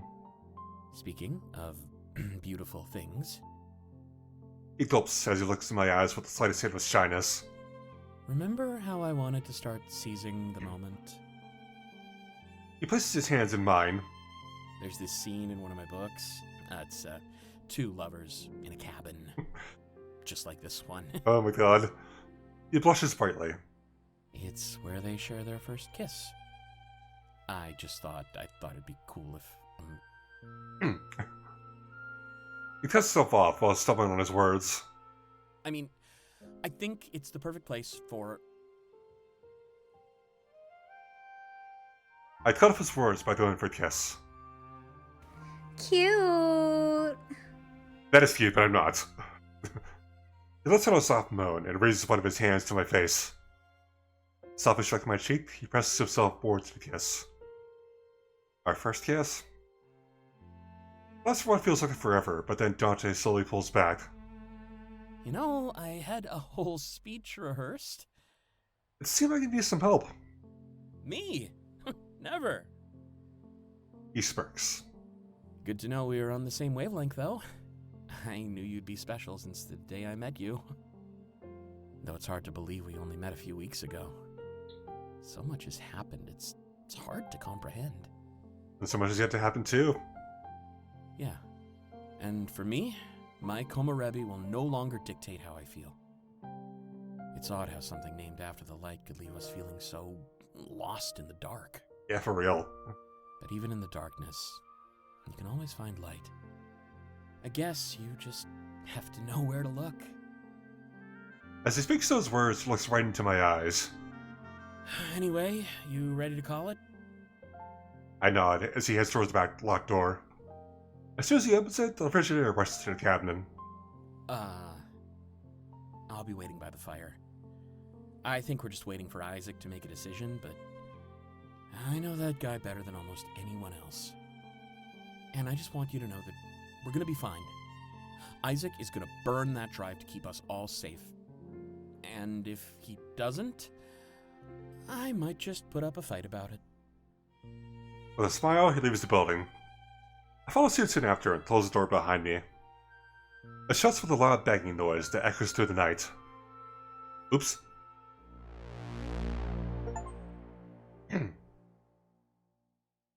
God, that was nice. I like that. It was fun to be able to kiss Dante. It was great. It was adorable. As soon as I exit, I notice that Kyron is looking directly at me. He waves me over and I see no reason not to oblige. He's standing by some trees. I must have disrupted him. Oh yeah, Dante is great, honestly. Hey Delta, how are things going? Better than I'm out here with you. You can never turn off that charm, huh? Even in situations like this. Isaac is the same, you know. That's part of why I admire both of you so much. See, we had a kiss, so let's just screw it. Let's flirt. It's like crazy. But I So why guess not? I'm being a little biased. You know, the whole first in all of history thing? Isaac changed my life, so I owe him almost everything. Guess I'm lucky he's the good guy, huh? Wouldn't want to be in debt to someone evil. But at the end of the day, I guess it's all subjective. Yeah, that's fair, though. Like, I'm sure Argus views Isaac as evil, so I guess it just depends on where you stand. The majority has spoken, though, and they share my views. Gotta appreciate some validation now and again, right? Right. I thought the people side with Cypher. And I'm glad that Isaac survived that gunshot. I mean, can we talk about that? He literally got shot. It feels like my ears are still ringing. It's unbelievable. Yeah, it is. It's wild. I don't know what that guard stood to gain, though. Must have just been revenge against Taylor. I think he wanted true revenge. He probably would actually just shot Taylor. Nobody likes being the victim of a sneak attack after all, but wow. If Taylor were a second later, we could all be dead. He definitely made it up to us for the ditching. In the best possible way, yeah. Anyway, enough about that. I'm curious what you think about the colony. I was born and raised here after all. Does it look like you thought it would? Maybe we could settle down here after this. don't get too far ahead of me, Delta. I think I'm gonna stay in the city for a while. Not as much green, like I said, but I can deal. Yeah, sure, why not? Crossing that wall changed my life for the better. Until just a few weeks ago, I felt like life was on autopilot.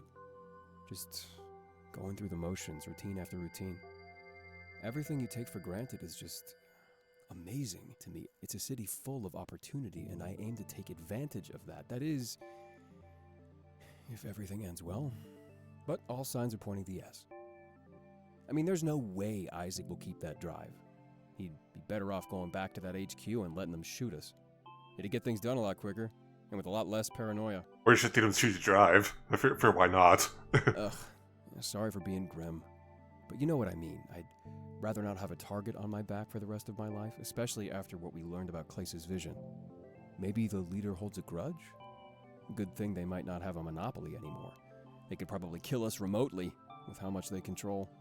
Imagine there's probably somebody just like far away with just a sniper rifle. Kill us remotely. We should ask Clace if we're allowed to tour with him. At least he has security, and he's always flying from place to place. After seeing Toronto, I kind of want to see what else is out there. I think it'd be kind of cool to have one of those, though. Touring with Clace would be pretty fun, and extremely safe. I know enough about idols to know that their security is top-notch. I mean, we're celebrities too now, right? I mean, they had cameras on us during that final standoff. It was a pretty historic moment, so I bet everyone knows our faces. Well, even if they don't, I know people from my colony do. That gathering outside was a big mix of Zeros and city folk. I locked eyes with a few of them, and without a word, they understood. I'm surprised they did, honestly, but hey, it's fine. They knew why I was never in the town square. They knew that I became a champion for all of them, and most importantly, they knew that the worst was over. He places his hand on the tree and sighs. I just wish that he could have been there, you know? We'll sit at the top of the tree. This is one of the trees we used to climb. Well, when we wanted to take it easy. It's pretty beginner.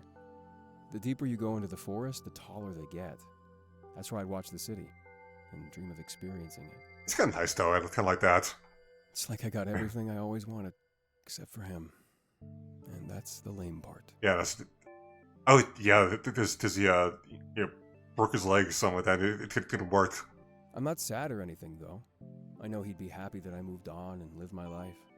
Not only that, but we saved Zeros from being stuck on the colonies. So the stuff that happened to him won't happen anymore. And especially the stuff that happened in the town square.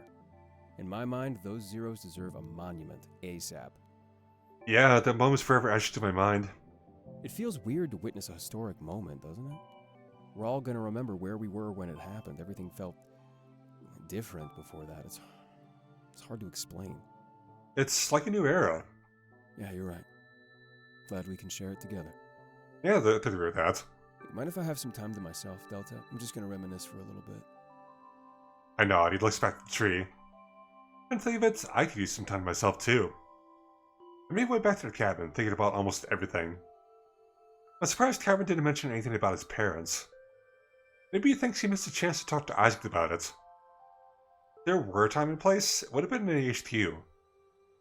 However, Isaac knows a lot more than he's been letting on. I was tempted to bring up the Chiron, but it wasn't my place. That was Isaac's job now, whenever he felt ready. But it's a delicate subject. Chiron hates his parents.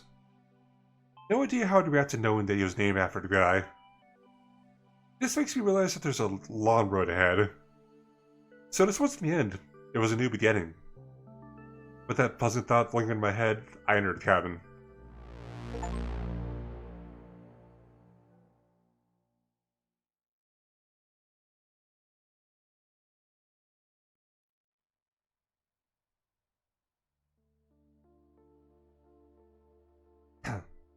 God.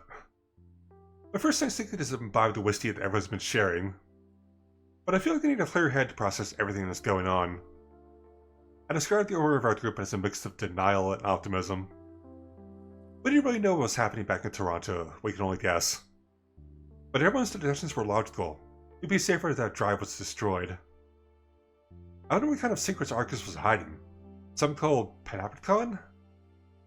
I found a reception and I searched it up, but there was none to be found. Life without a working phone seems terrible. I feel so vulnerable. Second later, the door opens. Hey, Delta. Thought I'd come see what's up. Just trying to process everything. It's a lot. A lot is probably an understatement. I'm sorry for panicking back at the HQ, by the way. I'd say that was definitely panic-worthy. Yeah, that's what everyone keeps saying. I didn't know what to expect from today, but it wasn't that. It was something, though. Until today, she only existed inside of my vision. The leader of Argus, though? Wow. Guess it makes sense that I never saw her then. No one else did either. At least until today. Are you all alright? I mean, that's kind of a big question. Because of my vision, I'm never really alright. I'm always just waiting until the next time it happens. Hey, thank you for the follow, Komorebi K. I hope I pronounced it right.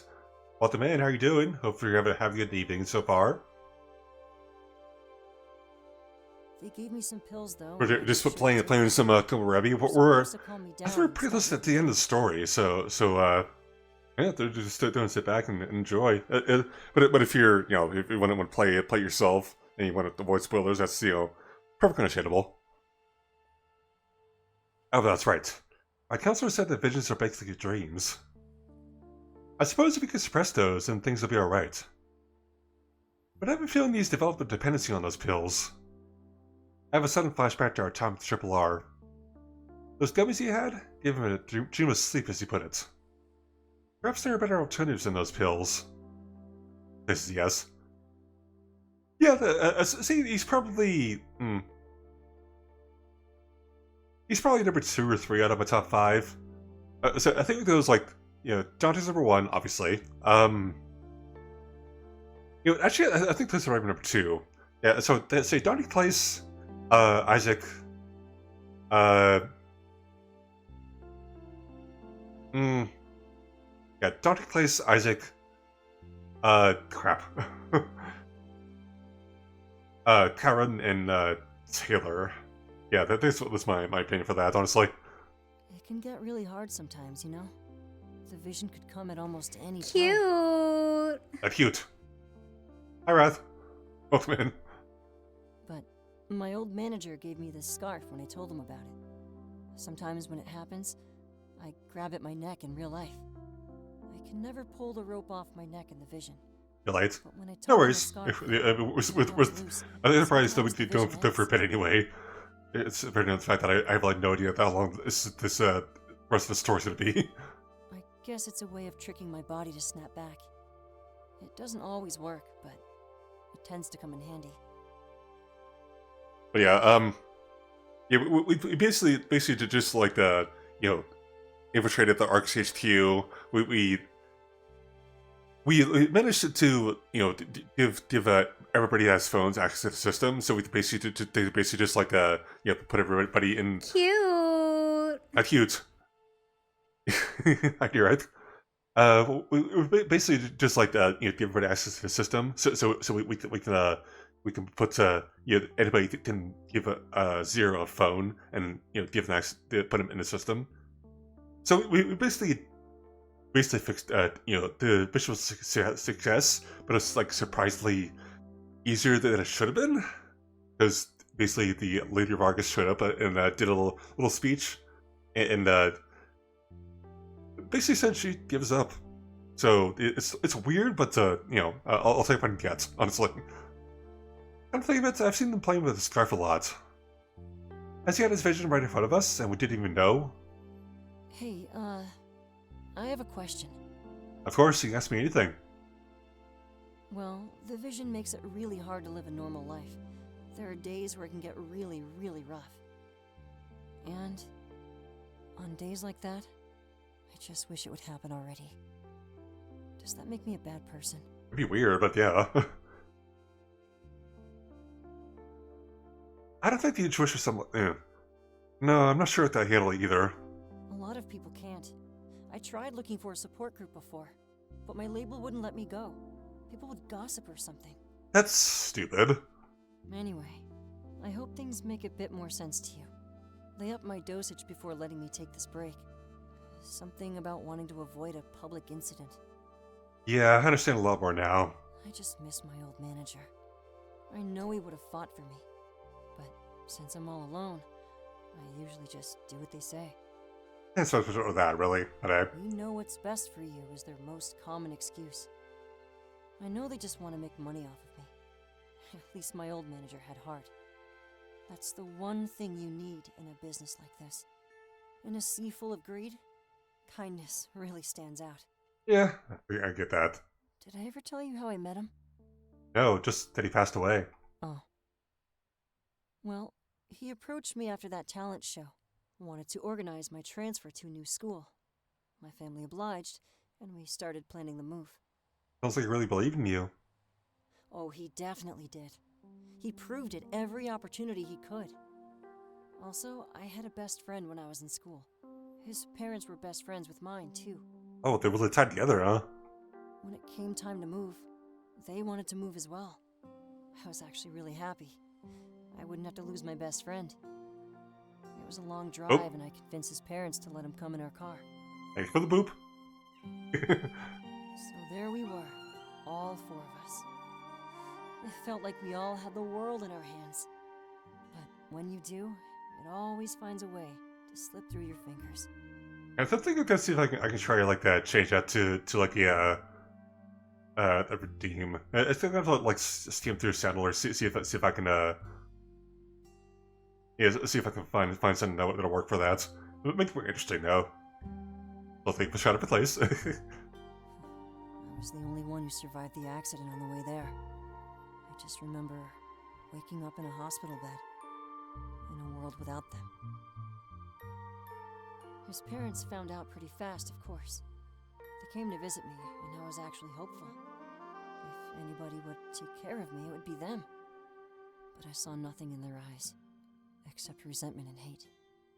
They told me I deserved a bunch of awful things, and left me there all alone. Ugh.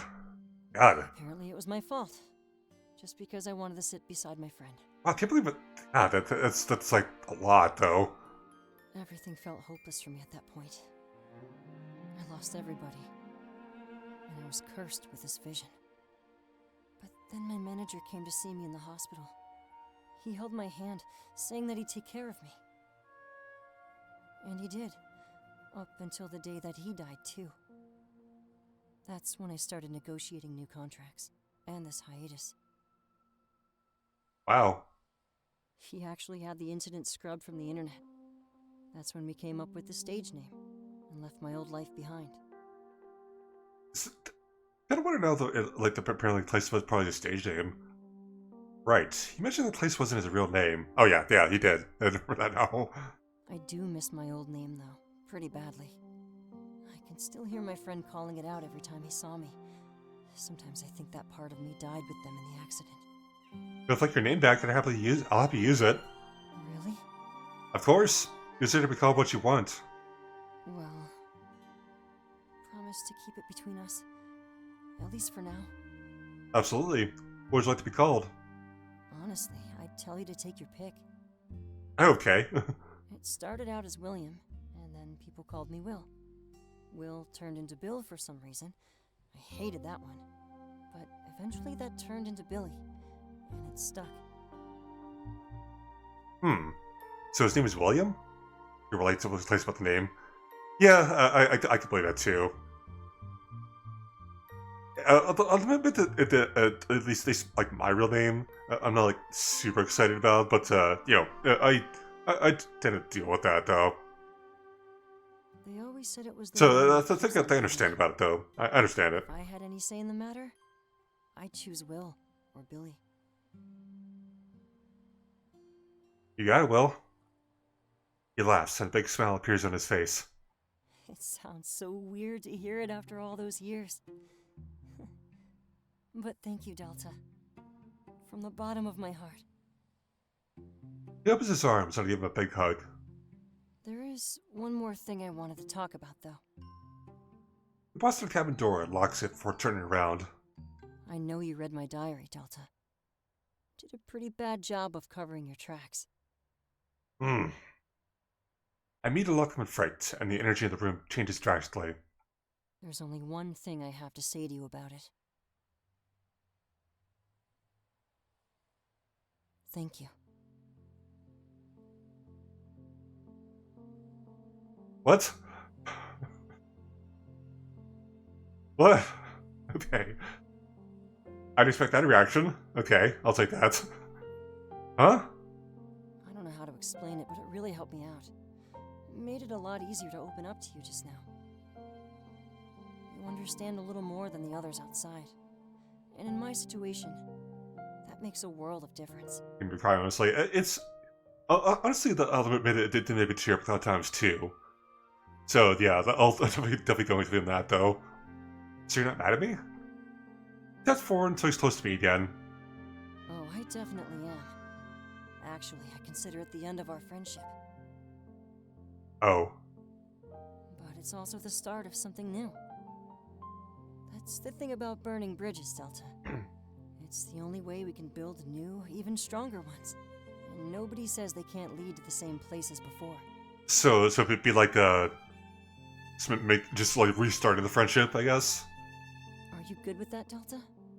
A new start to our friendship, with more understanding. Now that you know my secrets, I know it'll bring us closer. I go with that. I nod. A stronger bond sounds better to me. Let's get back outside then, alright? I'm dying to see what Isaac does next. Quote unquote. Maybe unintentional, but could also be a really dark pun. This doesn't matter though. I nod and we head towards the door. He unlocks it with a loud click and looks back into my eyes. You ready to see how this all plays out? Go for it. Already never will. He smiles at me with less like stuff. Then a moment later, we're back into the night. The campfire eliminates my friends and our final destination.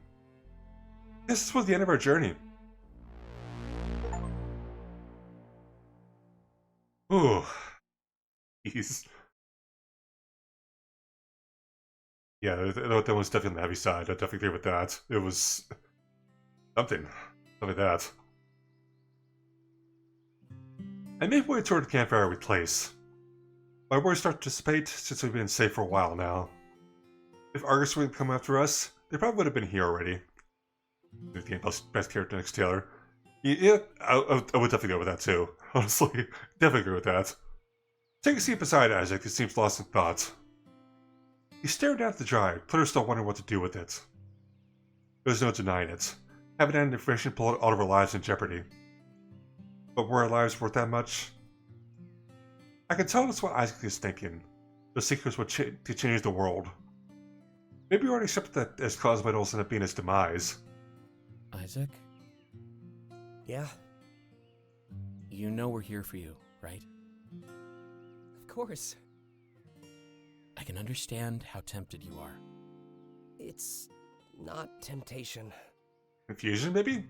It's more like a calling, you know? I think I'm supposed to be the one who does this. Isaac, this is about way more than you now. Huh? Until the end, remember? We're in this together. Yeah, but I trust you, no matter what. Yeah, make your own choice then. That's a little shocking to hear, especially given his vision. You think he went the path that's put his life in the least amount of danger? Really? He's been right about everything so far. Yeah, he can make his own decisions, though. Even But if it makes your vision happen? sure. I... Like sucks away, embarrassed. I've already come to terms with it. How? Well, in my vision, I'm scared and confused. I don't know why it's happening to me. You'd think I'd want to avoid the death part, but no. More than anything, I just don't want to be confused when it happens. Yeah, there's just a lot to be able to know what's going on. I want to know why it's happening to me. If it's for a good reason, at least I can accept it. And this seems like a good reason to me. I mean, we're talking about the biggest secrets in the world. If my life is the cost of enlightening everybody, well, it just seems selfish to try and save myself. If it seemed clearly that me having to make the choice, there's gonna be a lot, honestly. Besides, I'm not scared of dying. I felt like I deserve it for a long time now. That's part of why I stood up to that security guard. Clace? It's just like my manager used to say too. The death of an artist only marks the start of their career. That's such a grim thought. I can't imagine giving someone that kind of advice. But the place's manager knew about his vision, and it makes more sense. It might give him comfort that he still remembered. I'm gonna start to think about it. It's absolutely true. There are so many artists that I know only know about because they've died. I feel like we should start to appreciate those that are with us, just a little bit more. Hey, I have a question. Yeah? How does it feel? Dante interjects. Taylor, that's not proper. Really, not the time for that. No, it's okay. I'd be curious too. Well, my vision has always confused me. Sometimes I think it might mean that I'm dead too. What is it? Just complete darkness.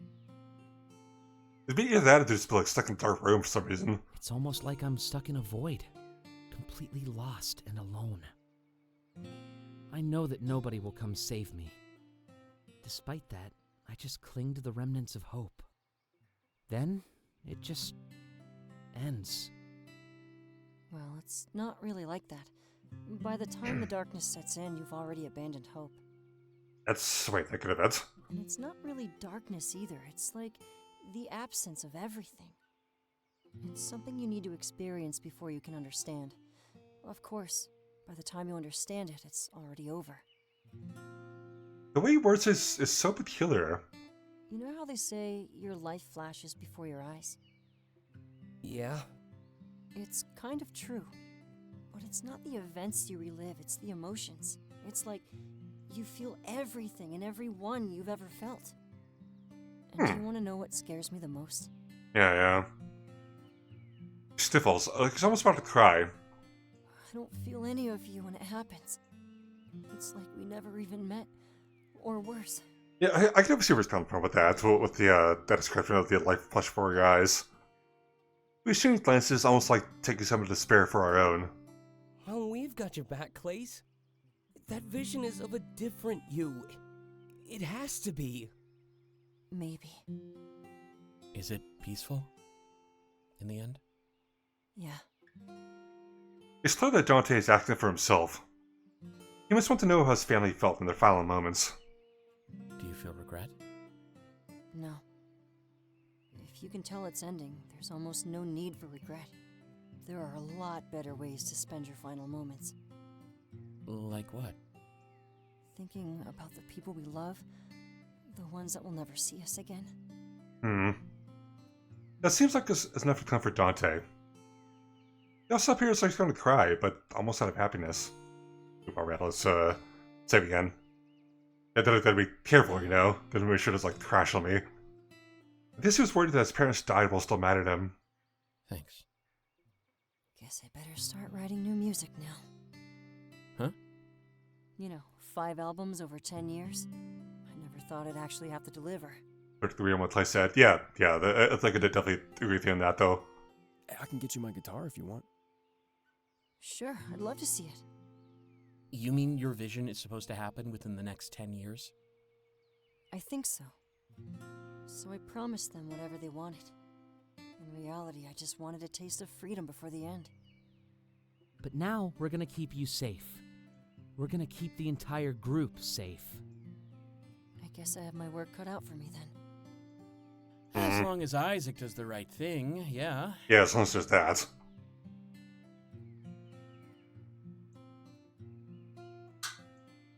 Isaac sighs, his hand trembling as he grips the drive. I feel like he's already made up his mind. Who wouldn't want to know every dirty secret that Argus tried to hide? The allure of the unknown. That's why we're all sitting here together, after all. Unified by our desire to embrace the unknown and change the world. I look at Isaac and he smirks at me. I know it's smirked, almost like it's a code. I remember that look. It's the same one he gave me in the server room. That was right before I started downloading all the files. Wait. With quick flashing lights as he started to screen, there was no way he'd be able to read all of those. Or tear off from this. Yeah. Probably couldn't even make a single word for the next file flash by. But... oh, that's clever. Whenever gleaning info from those files, you have to relive that moment over and over. Okay. You may not know what they say, but he still holds them all in his mind. If Argus ever launched that new tech, he'd be able to dive in and read them all. Or better yet, be able to share those memories with everybody. It seemed like Isaac now had the most valuable mind in the entire world. Missed the other chess play through time and space, I call it a checkmate. Irreparable damage was already done to Argus and their monopoly in the present. If they pursue this nostalgia tech, they want to seal their own fate in the future. If there's one thing couldn't forge, it's a memory. Especially when it's come corroborated by all of our presences. Isaac scoffs and then looks down at the campfire. It feels like, for those few moments, our thoughts were exactly in sync. Is that why I'm being watched? Argus don't want to know about that drive. Well, if they're worried about the data, there's no need. I knew exactly what Isaac was about to do. His grip on the drive tightens. Not given into temptation in the face of all those secrets. Admirable. But it's clear. He placed more value on our lives and our safety. It's possible that his drive would cause a rift between the group. It could be the reason that we're no longer in touch in the future. So he didn't just hold a drive in his hands. He had the power to defy that fate, assure the success of our pact. This? He gulps and pauses like he chooses his next words carefully. I guess this isn't part of our story. With that, he throws the drive into the fire. Let the weight is removed from all of our shoulders. We hear crackling noises as it burns, and all the data is lost. Hey, here you go. I looked over at Chiron, who's handing the card to place. That must have been the one he played when he lived out here. Thanks, Chiron. He takes it and strums it a few times before adjusting the tuning keys. When I first joined this group, I was definitely the odd one out. That's part of the end is amazing. It'd be interesting. I had no idea what the future would bring, but which is both blessing and a curse. That's the thing about the future, though. Run from it in fear or embrace it head on, you can never stop it. Our group was mature of both mentalities due to Komorebi. But now? Nobody here had to live their life with a vision that influenced their lives. Not even Argus or Komorebi could stand in the face of the true resolve and belief. We keep life safe and ensure that none of us drift apart. So, one more song? I hope you got a lot more than that in you. I hope so. Yeah, of course. Here's something you might not recognize. We'll look at each other and smile as we get the dawn of an uncertain future. Because despite all odds, we never really knew what was coming next. And how he's getting for a busy day. Fair enough. Yeah, thanks for hanging out. Hope you have a good rest of your evening. When you stop thinking about it, is that the beauty of life? Flashback. Nice. I did hear the song already, but it'd be nice to be able to listen to this again. Cute. How cute. And that's Komorebi. Oh my god. Cashman, hey Blue, welcome in. Good timing, I think. This is tough to like right when we finish this thing off. Yeah, it's oh man.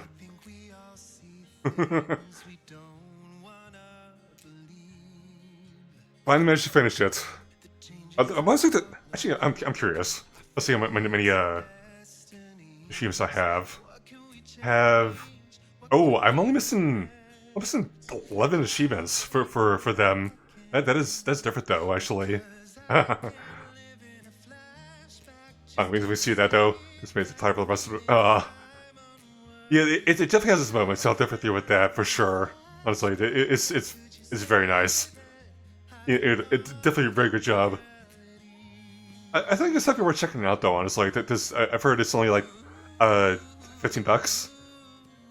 Yeah, I'm pretty sure it was only $15 for what I paid for it because I pretty much purchased like not long after after it first came out officially, the full game. Because remember like the first time I played this was like the you know, during my birthday in 2022 with console around Cape Horse. Oh, okay, there we go. So that's who it was. Yeah, I played through the. Sorry, it's like because the amount of characters observed. Yeah. Yeah, honestly, I say I definitely relate a lot to Dante. Honestly, that this at this point I feel like that I super liked you know the way Dante was, why I like really latched onto him. Which gets stream actually. Alright, Fire Thunderbird. I think we're actually pretty much almost done anyway. That this as you can see, we pretty much you know, I think we just finished the game. This is credits for Komorebi, but yeah. I'm actually kind of surprised we managed to finish off like 3.5 hours. So I was expecting to go longer than this, but you know, hey, I mean it worked. So I kind of wish I had a chance to knew about this before, because it would have been cool to be able to be one of the Kickstarter backers for this. But yeah, it worked. But yeah, honestly, fun game. I thought this definitely worth giving it a shot. Plus, it's worth that you have a chance to you know, do your own path. I think. Like if you want to, because I think with my my demo playthrough that I did you know, last year, I think I did Isaac, I believe. Maybe that. Hello.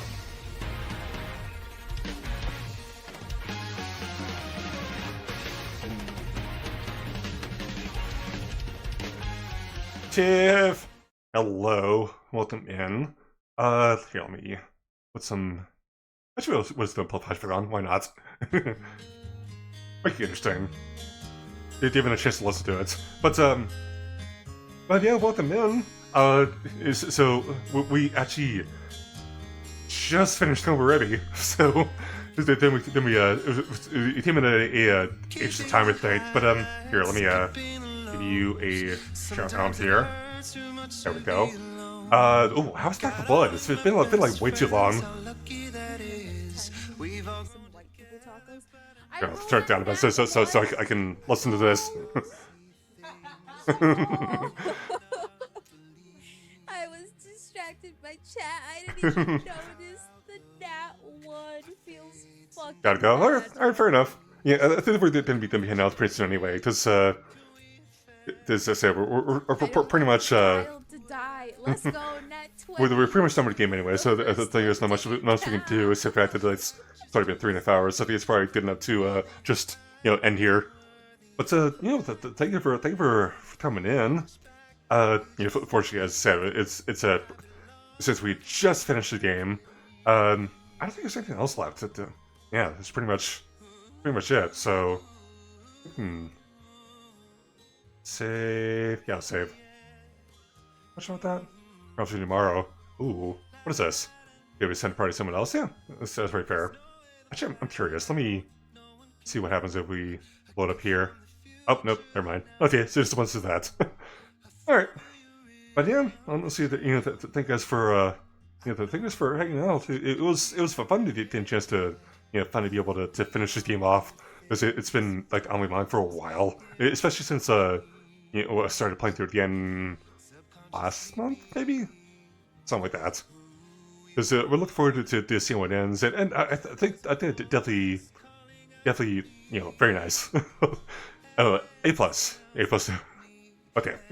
But yeah, you know, thank you for the follows, you know, thank you for you know, the raid again, you know, thank you for, you know, pretty much just hanging out and for you know, being with me. But the plan is that we're going to be streaming again tomorrow. Yeah, we'll do streaming again tomorrow, you know, normal time, 8:30, even though I don't always stream that then. Because we're going to be playing the new House Flipper. I'm looking forward to checking that game out. I did play a little bit of it, like you know, when it first came out, but and I'm looking forward to hopefully, you know, digging in a little bit more, you know, once you know, with you guys. Anyway, anyway, Discord. There's a link to that if you're interested in joining. If you're on Blue Sky, I'm also on there as well. So that you can give me a follow there. I don't think we'll do that. I'm also on Twitter. So if you're sending just click on any of his links and give me a follow if you like. It's mostly where I post my different live videos is, and also I also post my schedule on those 3 places as well. Usually every Sunday, but there's always a chance it might change, especially with what happened last Sunday. But yeah, right then, let's find somebody to raid. Let's do. Lost chance of be able to listen to this on stream. Although I'd imagine a good chance that they'd be able to something more bit like that on Spotify, which I've been doing like a lot recently. All right.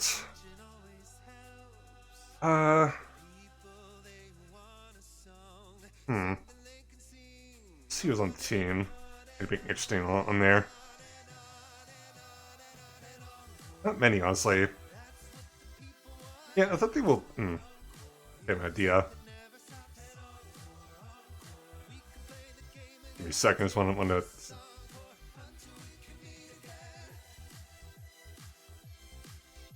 Yeah, okay. Yeah, I think it has been a bit, so I think we might probably go ahead and. Sorry, give me a second. Let's just rethinking things for a bit. See who else is on my following list. Well, it shouldn't be too bad, but you never know, really. But yeah. Alright. Yeah, we're gonna do that. Yeah, we're going to just rate Chen. Another fellow member of the Internet Animals. It'll be kind of nice to be able to check on all that. But yeah, he's playing some Travel Hunters, so something little less wholesome and all that. But it'd be kind of cool to check it out though. Even though I do have the info. But yeah, here's your message, and here is for your version for those of you not subbed. Thank you for the whoop. But yeah, as I said, the plan is we'll be back tomorrow. We're gonna be playing. Wait, did I? Oh shoot! I forgot about the fact that I have I have high keys on my thing now. Oh, okay. But yeah, we'll be back on tomorrow. We're gonna be playing some as you're playing some House Flipper 2. So yeah. Hope you guys have a good night, everybody. Take care. Bye. Bye.